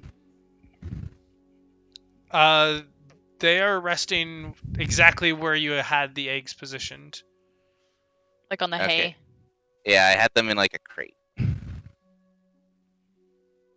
like with the lid off, Yeah, but wherever just in the hay. where the eggs were, that is now where the illusion is.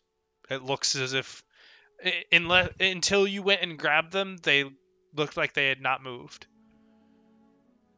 Okay. And then, if I like move the hay around, do the eggs just like stay in place, or do they move at all? Are they No, just like completely fixed in space? They seem to stay in place. If you move the hay around, the hay kind of like passes through the illusion, or they look like they're hovering. What if we pick the crate up? If you pick the crate up, it passes straight through, and you see the eggs kind of hovering in space. Oh. Well, I feel like. Irving. Do I have any idea of when this illusion might dissipate? Based on that check, you know that it will probably dissipate within the next couple hours. Maybe not even that long. Ooh, no time to waste. Okay. Okay. Before we do anything, I'm gonna have an idea. Let's run over to the bookworm guy and have him lay eyes on this illusion. He seems like the kind of guy who knows a lot about magics. He will realize that I cannot do this. Rochelle will definitely knows his way around magic, that's for sure. That way, we can have someone credible on our side. If things get hairy with the law. See, I know things sometimes. I understand how this works. I've been on the other side enough times. Well, let's go. Let's get going before the illusion dissipates, and then we can go pay the monster shop a visit. All right, sounds like a plan. All right, so as you go in and drop in on Rochelle, is the elf woman at the desk kind of sees you come in, and the same exchange as normal as she goes and gets Rochelle before he comes down. The cosmonauts. It's good to see you all again. What can this old dragon do for you today? I'm gonna need you to make a house visit. A house? Is it? Yes, you seem like the kind of guy who knows all about magic, right? All about is a bit of a stretch, but I have a few things I know. Alright, then come with me. I gotta show you something. And I take his hand and I lead him towards Trollskull Manor. And I take him into the kitchen. 1 second, let me get my cloak. And he kind of gets this cloak and he kind of puts the hood over as he pulls on the long sleeves. And you can see that he's not someone who particularly likes to be seen about town, but at your request, he does follow.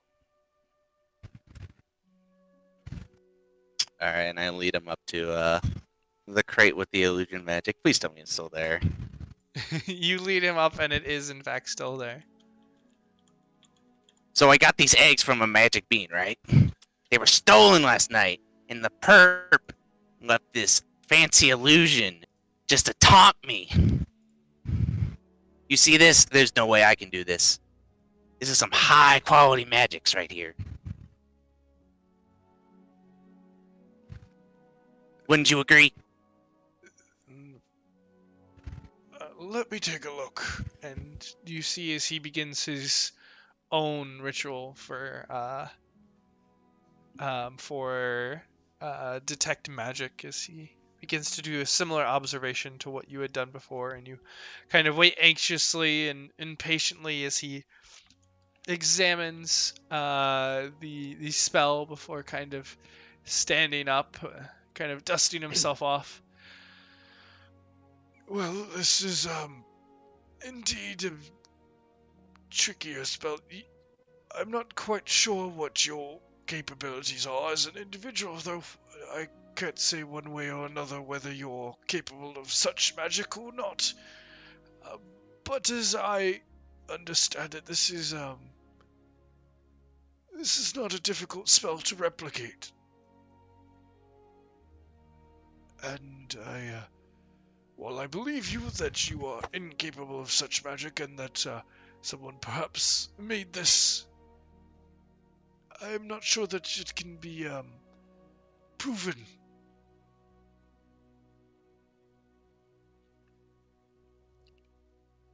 Well, just the fact that you laid eyes on it is enough for me. For now.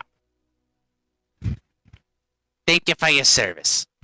Gotta go pay an ugly gnome a visit now. Of course. If there's anything else I can do, please let me know.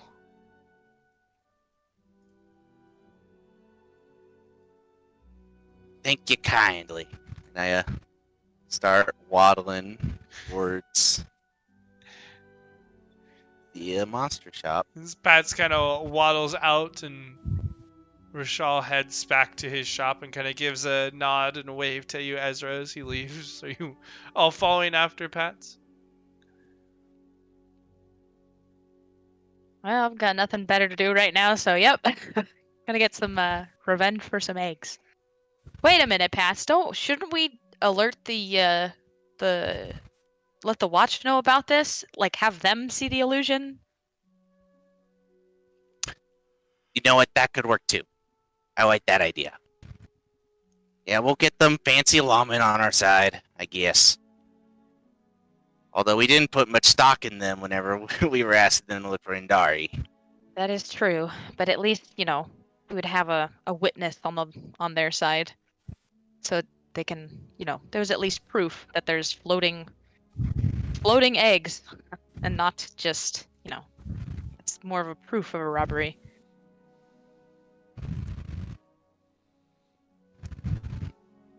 All right. I guess if we're out and about, Ezra will kind of look around and see if she can spot a watchman. Yeah, it's not very difficult to find them as they make typical rounds around this portion of the city. It's fairly well guarded. You kind of wave one down who comes over. Yes, madam, what seems to be the problem today? Yes, my friend here, well, we've had a bit of a robbery, and it's kind of a unique one at that. Pats, you might be be able to explain a little bit better, but, Some gnome stole my eggs and left an illusion in its place. Oh, alright, 1 second. And he kind of bumbles around, and you see him kind of looking around in his pack, and he pulls out a few pieces of parchment that he kind of pulls out and straightens his helmet, and he pulls out a quill and kind of licks the tip of it. Alright, so, robbery, you said, and what was your name? Sorry. Pats. Pats? Yes. P-A-T-S? Okay, Pats? Yep. Last name? Like what? No. What? No. Just Pats. Just Pats. Just Pats, got it. And your name, miss?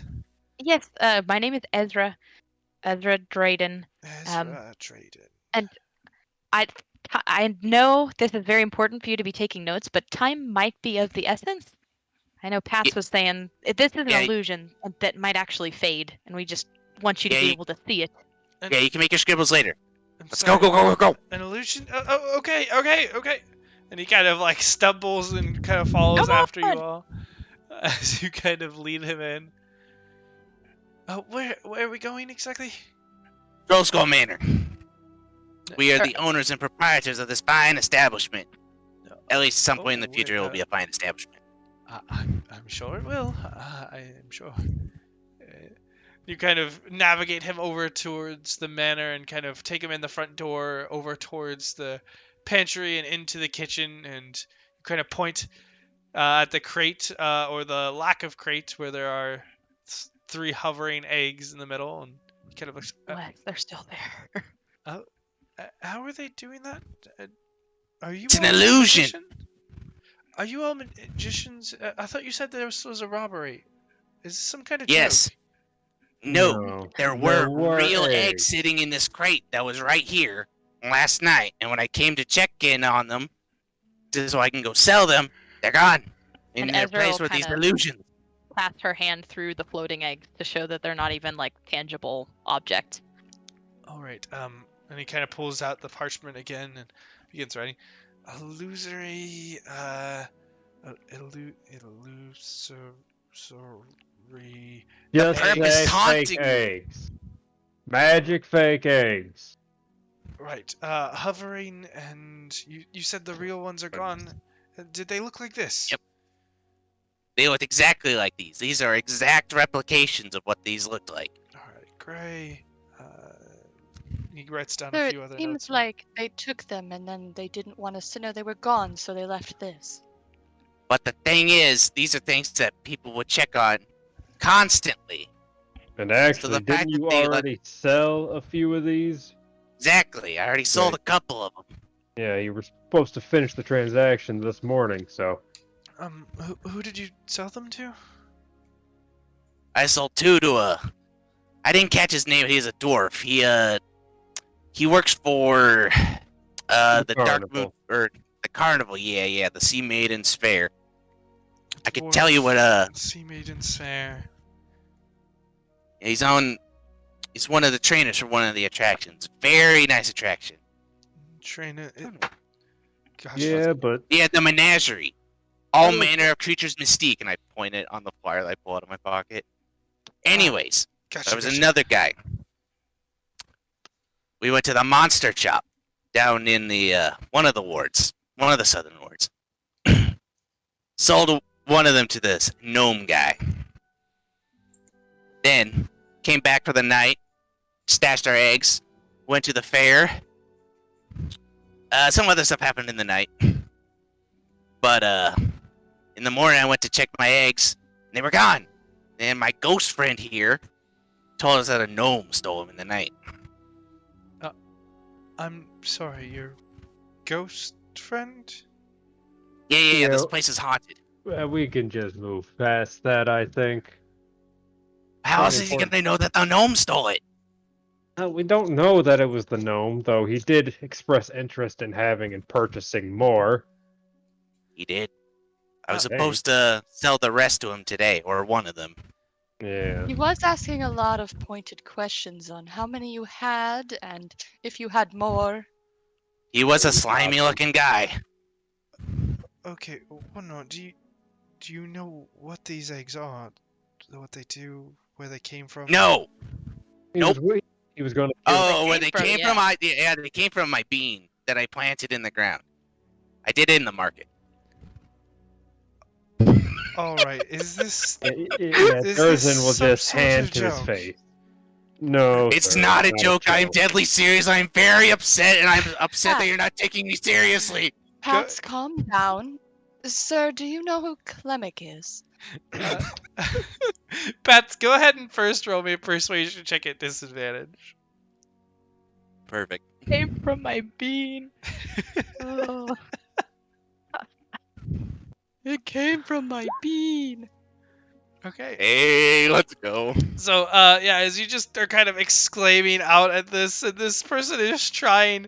He looks like he is a fairly young watchman, and he's kind of trying to keep track of these notes. But you can just see the doubt starting to grow across his face. And Nidara, kind of seeing this, you kind of take a moment and speak up.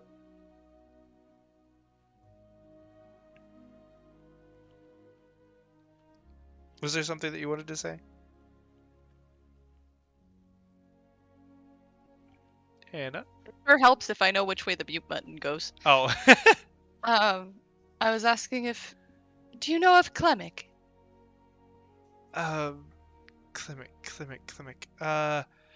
Can't say You the know- name rings a bell. Very large, interesting salesman place, you know.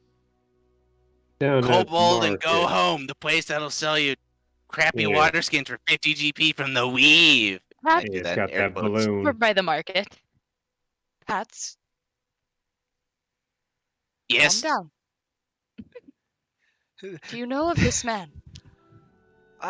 There's confusion and concern all across his face when he kind of stammers out. I don't know who you're talking about. I've seen a big balloon in the market. That's it.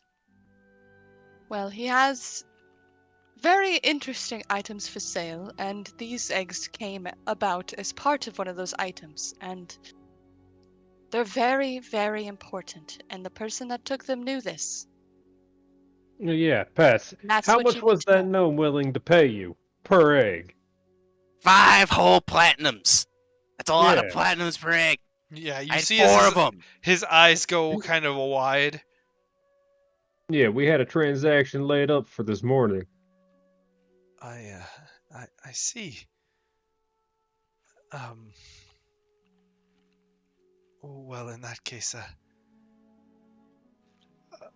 I will take this information to Captain Watt at the watch post, and we'll see what we can do. I'm sure he'll send a few people around. Maybe they can start looking into it. Take a look around your place, see if they can find any clues or something like that. That would Hmm. be one. Thank you. We would appreciate that. And one more thing, if you're going to Captain Watt, is it Watt or Watts? Watts. If you're going to Captain Watts, just let him know that our kidnapping has turned into a robbery instead. Kidnapping resolved. I'm sorry, Don't worry kidnapping? about. Yeah, That's we been had resolved. an eventful night. We really need to just make this place more secure. Who are you Yeah, I'm people buying more again? boards and I'm sealing all these windows. The Cosmo nuts. Have you not heard of us? She just goes ta-da and flings out Cosmo into her hand from her jacket. There's kind of a yelp of surprise as he kind of jumps back, and at this point, there's just this boy is so confused at all of what he's been tossed, but he just kind of like nods. All right, I will. I'll relay the information to Captain Watts and see you again, I suppose. And he You kind must of live an awfully boring life, sir. he just sort of like smiles and kind of half nods while trying to make his way towards the door. Well, I think we about scarred that kid for life. I really Well, hope we'll that's certainly not have a the story to average tell. for the guard around here. So, we're gonna go rough up this gnome now? Well, let's see. Let's look at the trade-off here. So, according to the code, crimes against Yeah. other citizens, if it's the burglary, imprisonment up to 3 months and damages equal to the value of the stolen goods plus 500 gold. But if we assault him, we have imprisonment up to 10-day, flogging, and damages up to 1,000 gold pieces. So what is the trade-off here? Is it worth it? We don't have to assault them. We just need to question them. Just weighing our options. And as with most of these, like Pat said, they gotta find us first. Well, considering we have been telling them all about our adventures, who we're going to go find, and they know us. Well, Anyway, Nah, that I'm not gnome is a really sure if slimy that kid's gonna goon. make it back to his station. Make it. If we confront him, it's gonna be difficult to weasel him out of him. That's a big shot. He probably has them hidden in some crate somewhere that we will never be able to see. And it's difficult. It's very difficult. I need to get revenge on him, but I don't know how.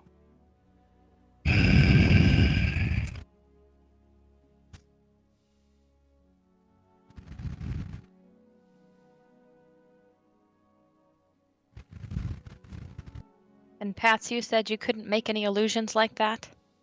Like, what if you brought him some illusion eggs? Tried to fool him that way, I don't know. No, I do not have any illusion magic Darn. for that. you know who does, though? Somebody that's really, really attractive and wonderful and talented. Cosmo?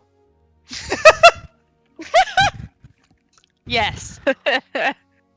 Yep, it's the hamster has been this entire time. How did you know? Well, it just Hold makes on sense. Hold on a second. So we're just gonna hand him an illusion, and then he'll be like, okay, this works. That ain't gonna work.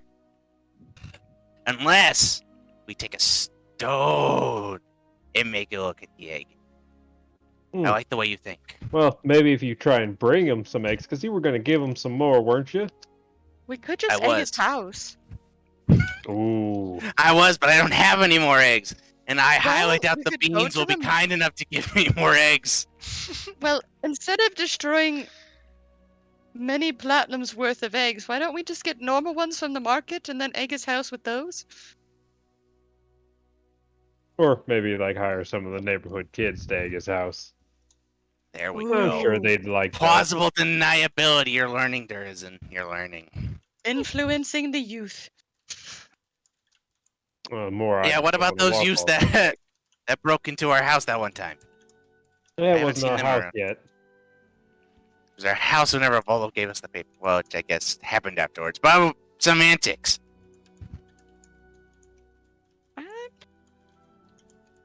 I'm not sure how brave they would be. They seemed quite frightened when we came upon them. Plus, I don't even know where to find them. No, I haven't seen them at all since then. I told them they were welcome back, but we must have scared them shitless. I can't imagine why. Says Just the look dragon. around at each other. Yeah. We do look quite like a hodgepodge circus ourselves, I suppose.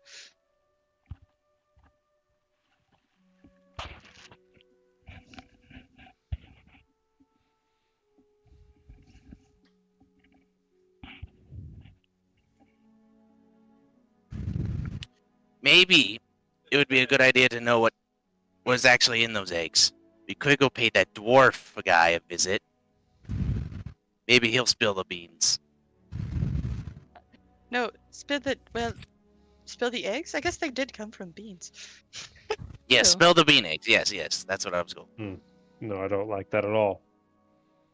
But yeah, I guess we could talk to them, figure out That is what they down on are. that side of town. He already pay got that- the cheap eggs from me. Maybe we could pay some of the carnies to go egg his house. I think some of them might like that. I at least want to throw one.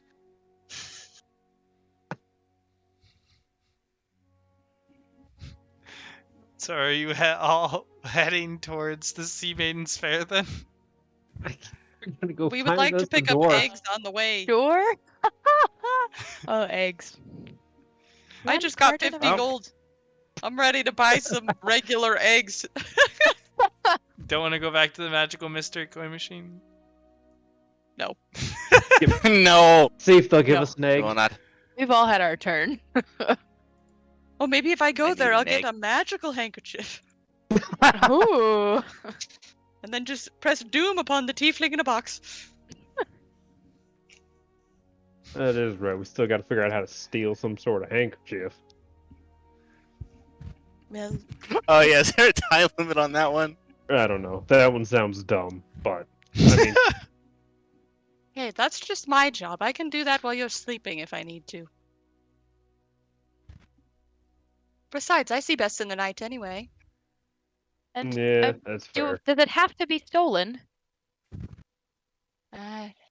Just buy us a handkerchief from the guy. No. I think this What one if- does. Oh. So I was about to say, I know Rainier is pretty high up in the city. I don't know if he would count. But I could Oh. steal it from him. Yeah, go have him seduce he the might be a person little for more the handkerchief, understanding. and then you just get the handkerchief from him. He owes us a favor.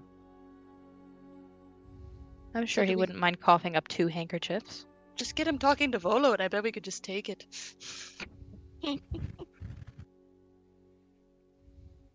uh, Alright, so To the where are fair! you all? Where are you all headed? Eggs! Or the market first, sorry. Are you actually wanting to pick up eggs? I think Yes. so. We're gonna We'll get eat you 'em those if we don't eggs. egg throw his 'em. house. Pats will cook them. Alright, so Win-win. making a quick pit stop at the market, Nadara, you do find a kind of grocer that has some what? How much are the eggs? You find a grocer that has some of these eggs, and it seems that they're only about 2 copper pieces for a dozen. Oh, I'll put down 5 copper pieces, and I will take 2 dozen. The woman kind of thanks you as you kind of go on your way and continuing on down south as you head back towards the dock district of the city. And you do once again eventually make it to those familiar docks where you can see the sailors and the carnies once again working on the area, the colorful tents that have been set up. Certainly looks like they're setting up for another evening of festivities.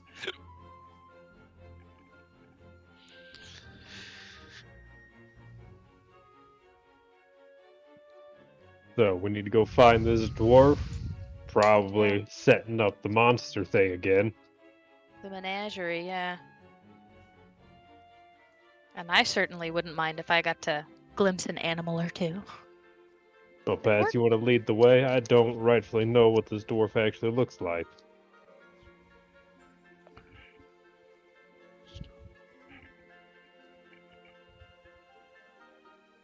Well, we'll make our way over to the menagerie tent. I think Pats is looking around at all the sights and sights and stuff. Never mind.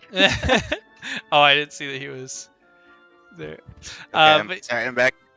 Yeah, as you guys kind of head across the fair and kind of moving towards the direction of where the menagerie is typically set up on one side of the docks, you go over there, and whoever would like to can go ahead and make me a perception check.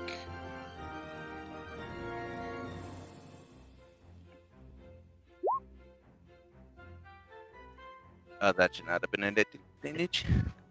Yeah, Pat's kind of leading the group. You do, in fact, kind of catch sight of the menagerie, and you kind of see as the animals are in large cages for the most part, and some of them are even already in like almost environmental areas, and you do catch sight of the dwarf in question as he is kind of in the process of unloading some of them, moving them around, kind of trying to arrange for the next performance. In the meantime, Nidari, sure, if you wanted to, you do in fact see the colorful magician kind of making his way among the other crews. You also see that many of these sailors, they seem to be kind of gathered, most of them kind of under these tents or canopies, and all of them are sweaty and exhausted from the day out under the sun, and you can see them kind of drinking and sipping at cool water, and a few of them have these almost like glass-like coverings, these shaded glass that they keep over their eyes. Ooh. That's interesting. So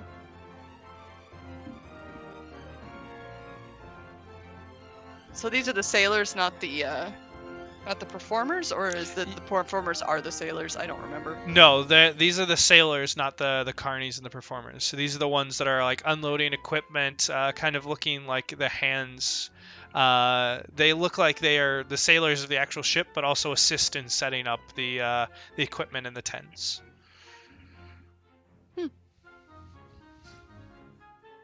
That's very interesting.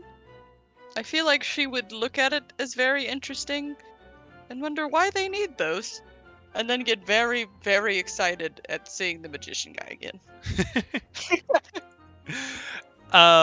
And so Pats, yeah, you catch sight of the dwarf, and Nidar, you two see the magician. If you would like to go to either of those. I'll let Pats Yep, go first, I sorry. will, yeah, I'll walk up to the dwarf guy. Hey, you! Yes, what can I do for you? Alright, I'm gonna need you to level with me here. The other day, I was in that market, and I had all those eggs. I sold you 2 of them. You knew what those were. I didn't. Whatever. I'm over that. Fact is, some fucker stole the others from me, and I need to get them back. So you need to tell me what those are, if you don't mind. Roll me a persuasion check, Pats. Alright. Oh boy, I've never done bad at that. Where's persuasion? There it is. Hey. Okay, rolling well. Listen, Mister, I'm sorry if what you said is truth, and I am indeed sorry, but I didn't take your eggs. I promise. I bought the I know it wasn't you. Well, then why? It was a grimy little dwarf. Or, sorry, not a dwarf. A gnome. A gnome. A gnome. Sorry, I get you all mixed up all the time. I'm so sorry. I'm sorry. What did you need from me then? What were those eggs? You really don't know what those eggs were. No I idea. planted a bean in the ground and out popped those eggs. That's all I know, okay? And if I tell you I get to keep the 2 that you sold me, yeah? Yep. That's done. That's water under the bridge. All right, mister. These, the eggs. You ever heard of a creature known as a basilisk? Ooh. Have I? Didn't we have like basilisk? Oh, yeah, figures? we did. Yep. We did. Yeah, I was about to yeah. say. I was like, I don't remember what all my characters. Okay, sorry. Oh yeah. Very That's fair. that's a tasty one. I like it. Wait, those are basilisk eggs? Yeah, they're rare creatures, so the eggs are quite valuable, as you can imagine, especially for someone in my profession.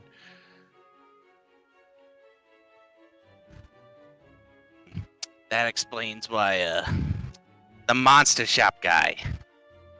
He is the guy who stole them. Well, that's who we think. Yeah. Who at the monster shop?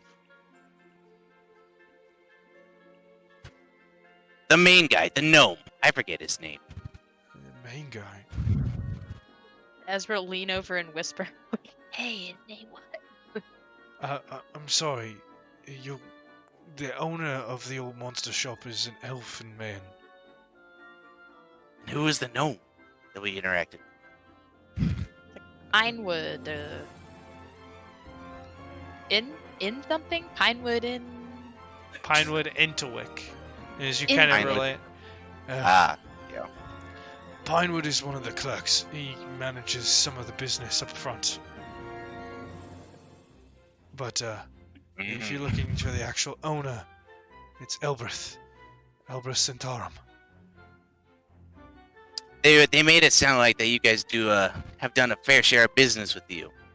Would the owner be appreciative of a cork stealing eggs from a potential client, especially since some of them have already been sold to them? I wouldn't imagine so, but these eggs, they're quite valuable for, well, the old monster shop. They could probably make a fortune off of even a couple of them.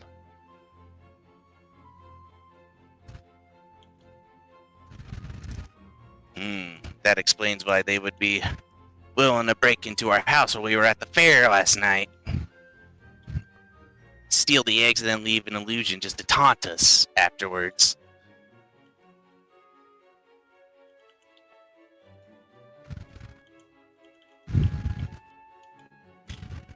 Listen, I really wish I could help you out, but I don't know anything about the old monster shop. I've purchased a couple creatures from them when we first arrived, but other than that,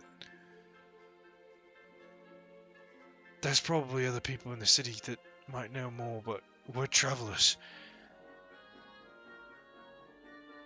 That's understandable, but thank you kindly for divulging that information. Now I won't have to steal those eggs back from you. I give him a very wide smile. He kind of gives a half smile, a bit uncertain at the glass goblet. I really do hope you can find your eggs, mister. Oh, one last question. How much do you think each of those eggs are worth? Real talk. Roll me another persuasion check. Oh boy. Hey. Oh. Yeah, it was about time, anyways. To be honest, I'm no sort of a estimato. I don't have my ear to the ground of those things. I know they're worth a bit, but I couldn't put a number on it. Would they be worth buying and selling them? Would it be easier to trade in gold or platinum? I imagine whatever you have on hand.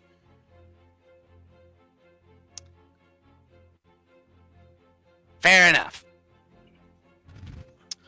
Thank you very much for your time, and we might be coming back to the fair in the next couple nights. Loved the show. Excellent. Unicorn, never seen any one of them before. Thank you. We take pride in what we do here. Have a good day, sir. I start walking.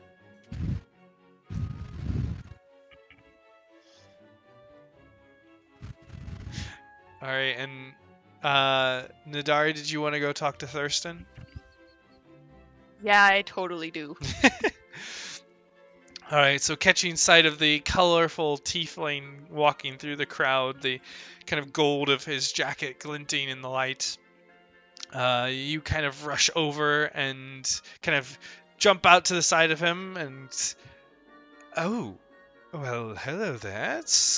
Oh, you're the girl from the other night, the amateur magician, yes? Well, I'm glad you at least remembered me. Of course. Your name was Endear.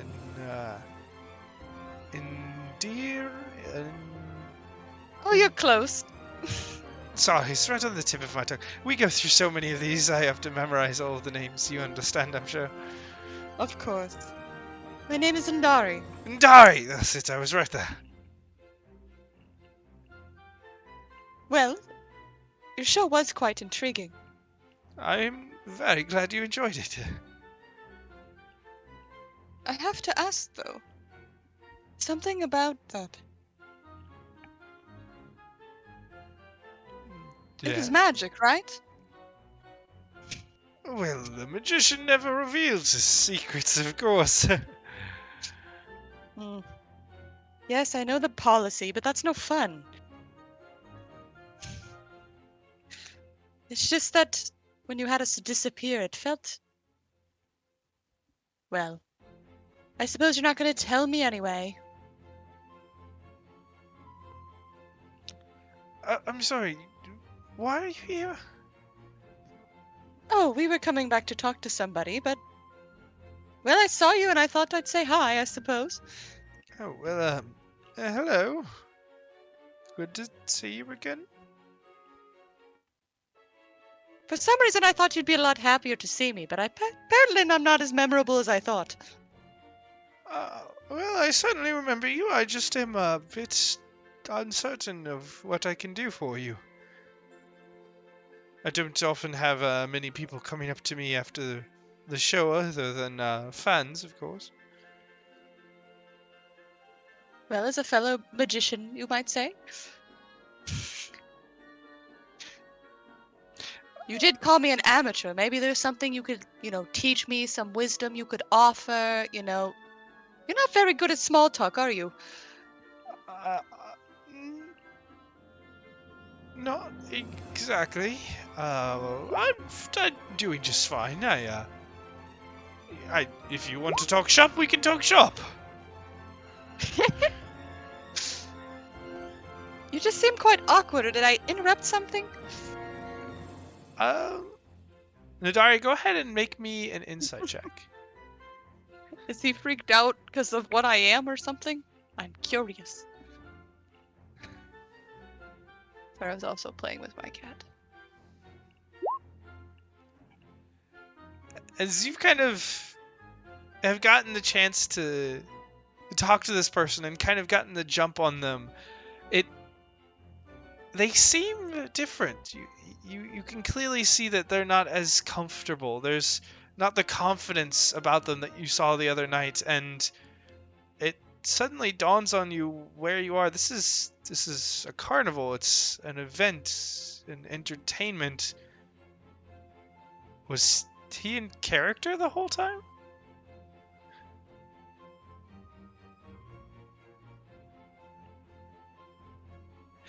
Look, I really, I would love to talk shop sometime, but we're setting up for the next show, and you know how it is. Well, my life is a show all the time, so I guess I'm not used to this on and off character thing. But, well, break a leg, I suppose. I thought you'd be more fun. I'm sorry to disappoint. Please, if you'd like, you are more than welcome to come to the show tonight. We'll put on another performance similar to the last one, I suppose. We'd be happy to see you again. Always, you're always welcome at the Sea Maidens Fair.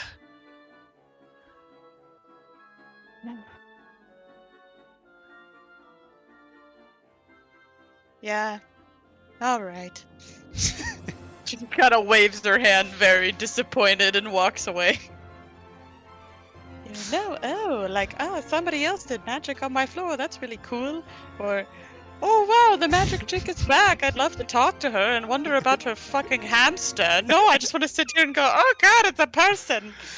She's just mocking him the entire time as she walks back. Pats, as you kind of Still here? Can Yeah. you please still hear Nadari? Pats, 100%. no. yeah, Pats, you and Durizen kind of come back, and you see Ezra kind of walking with Nadari, and she's just rambling away about this. Not, oh, hello, a pretty lady's gonna come talk to me about how great a magician I am. No, it's just like, oh god. Ezra will just look at Durizen and Pats and kind of like shrug, like, that's Nadari for you. Are you making friends, Nadari? Apparently not. She's trying her best. I just thought maybe, invite me to, like, be his apprentice for a day, or, like, I don't know. Say That's hi without shitting himself, or... Ah. Must be a race thing again, I don't know. I seem to intimidate everybody that I talk to. I get the same thing. Boom. So, you want to go egg this place? Well, now I'm filled with fury, so yes. Oh boy, look out. I'm glad I got 2 boxes.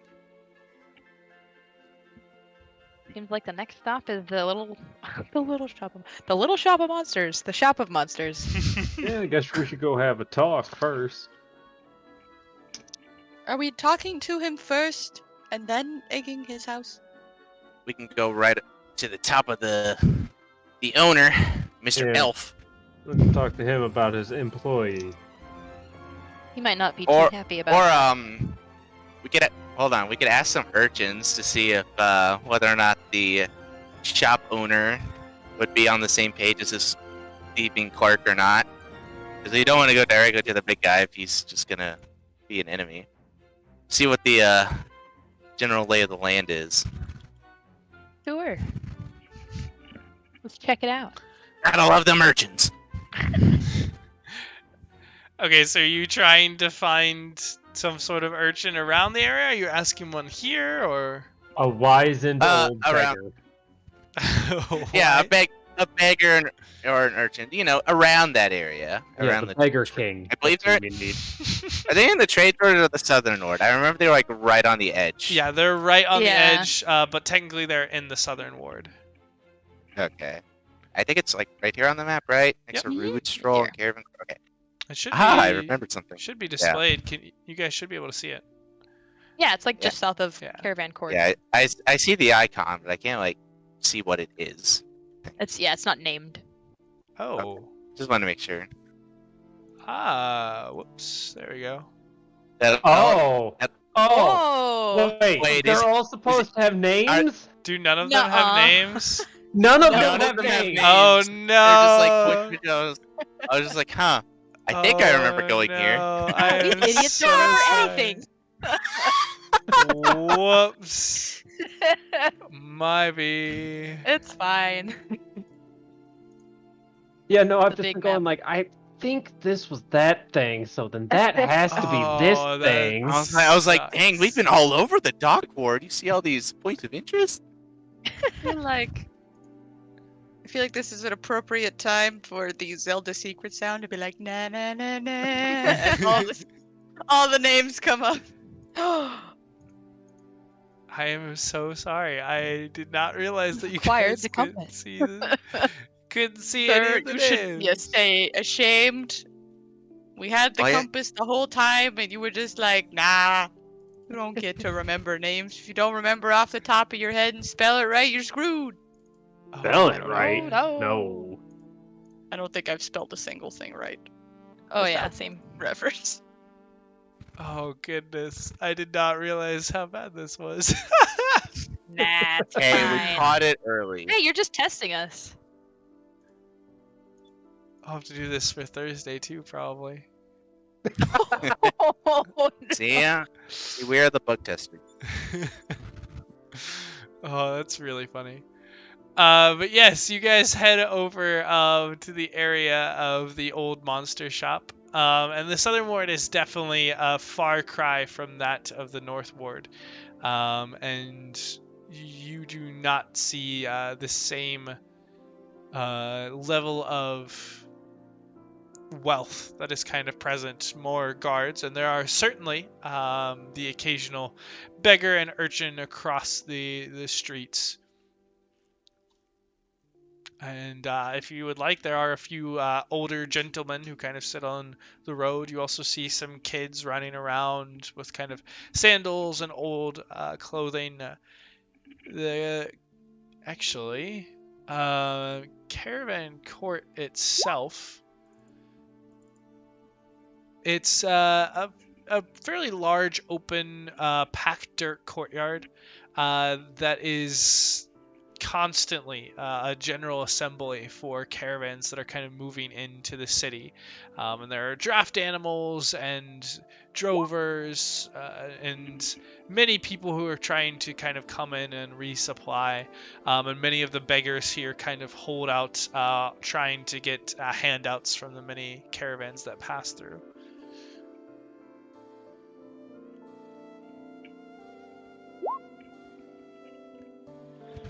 All right, let's go find ourselves a beggar.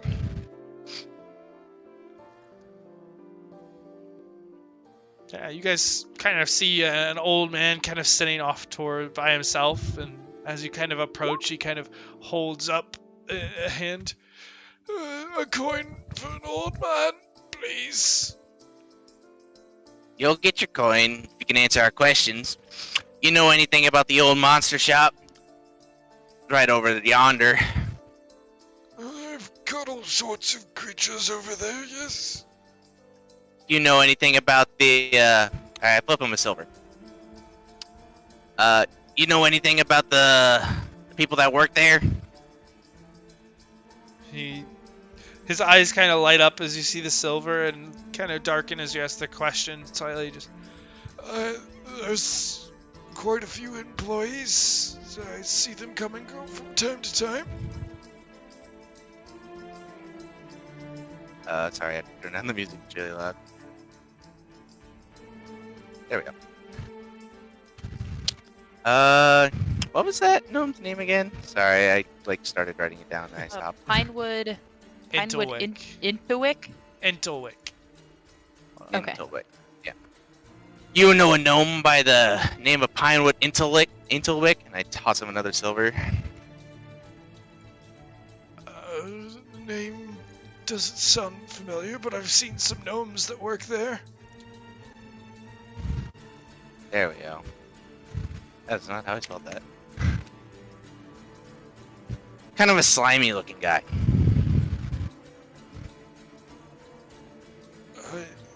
Perhaps messy brown hair, long nose, goatee. That's accurate. I've You, seen him. you know anything about him? Is he as slimy as he looks?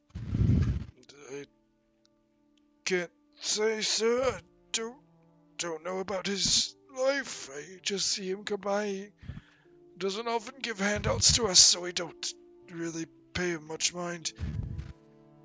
Toss him another silver. What about the owner of the place? Is he a good guy? An elf, name of something Elswood, Ironswood, Elswood, something like that. Seems fine, if a bit stern. Not often caught in the streets. Usually there at early hours of the day. Stern is the word I like to hear. Do you think he would be very recipient of one of his clerks making a big crime, stealing from a potential client? I don't know, sir. I would imagine that any businessman would not take kindly to stealing. Makes sense. Makes sense. You've been a big help, mister. I toss him an extra 5 silver.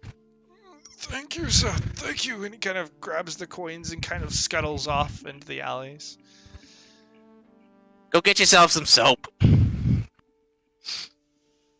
Alright. Now we know that the owner isn't much of a slime ball. Think it might be worth going directly to him. Yeah. And just bypassing this little gnome entirely. Mm-hmm. Worth a shot. And if that doesn't work, we can always egg it.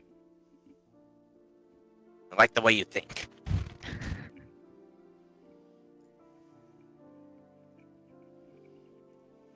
But So I we're gonna think go inside and see more monsters? yeah, I and think the this owner, is your of thing, course. Pat. Yes, we get to go see more monsters. Yes! Oh, maybe they'll like the eggs you brought them. Please tell me We they're gotta like kept save- in the satch. Or are you just like all carrying them out in the open? They were given a small little basket to carry the eggs in. Perfect. So yeah, you guys head from the court down the small alley to the old monster shop, and once again see the large open enclosures and the various creatures of all sorts and types, dog-like creatures, cat-like creatures, things you haven't seen before, scaled and flying, all sorts of different types.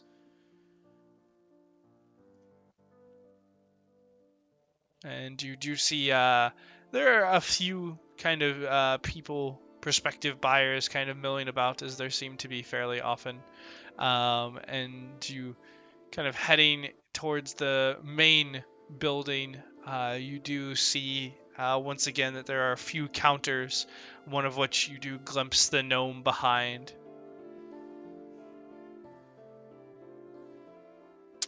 I do not go over to them. Are there other clerks or? Yeah, there's There- there's 3 different clerks in here. One of them is busy. The gnome is talking to someone, and then one of them seems to be free. It seems to be a human woman.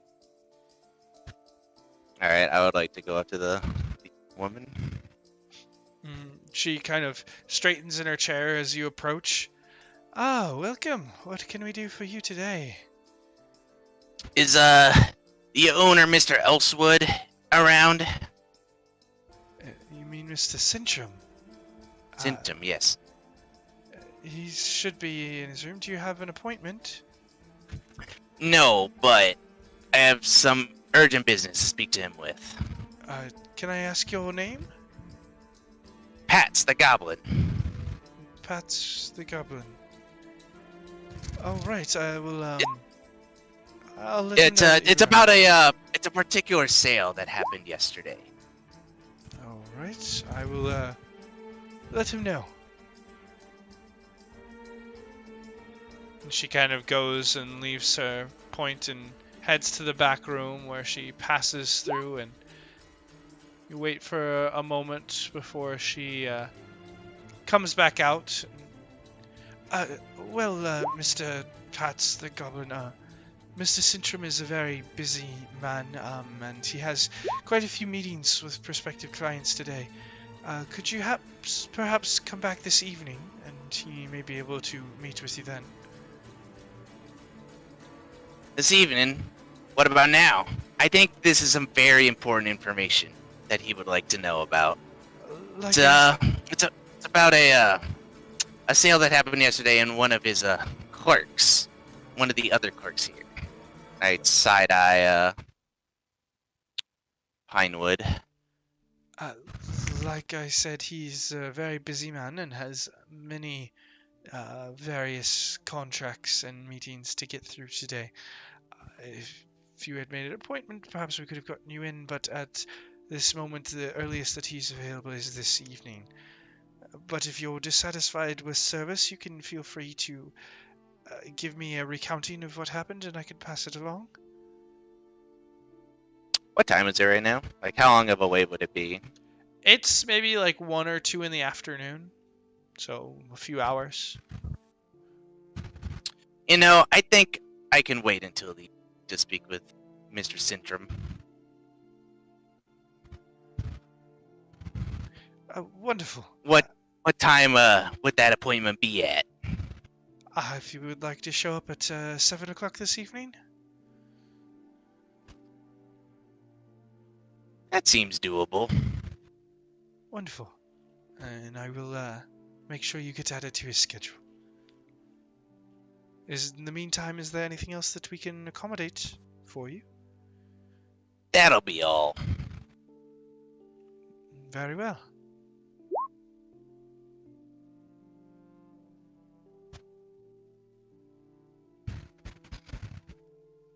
Well, I'm trying this diplomatically, as it were. Pat, what's the verdict? Egg or no egg? Keep the eggs handy. Gonna be waiting for a couple hours. Maybe we can spend some time looking at the animals. Ugh, I think they got a bench somewhere around I can take a nap. Not a bad idea.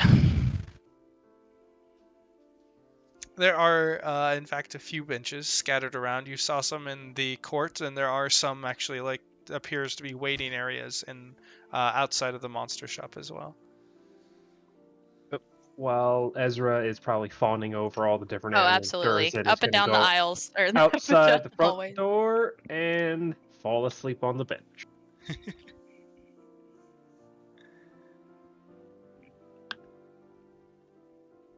Ezra, was there any inquiries, or are you just taking a look for now? Oh, no. We're just looking. I was just poking fun about wanting to adopt something from here. All right, so are Totally you... not responsible. Are you all doing anything else, or are you just biding your time until the meeting this evening? Is there like a market nearby that I can run just to buy snacks for the party? Because Pats would get bored during this time and want to do something productive. Being productive is making food. As you ask around, there is, in fact, a place known as the Garrulous Grocer, a very popular grocery store that is extremely large and apparently sells to everyone from local taverns all the way up to the palace itself. Nice. What's it called? The Garrulous what? Garrulous Grocer. Oh, Garrulous Grocer. Okay. Grocer. Alright, in the meantime, I will head on over there and I will purchase some snacks for the party. Where's my tab? What I want.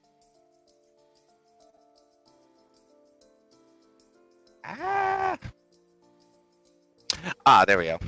Okay, Right there. I'm gonna go over there. I'm gonna buy some seaweed and some various sauces, and I'm gonna make a very quick impromptu seaweed salad for the party.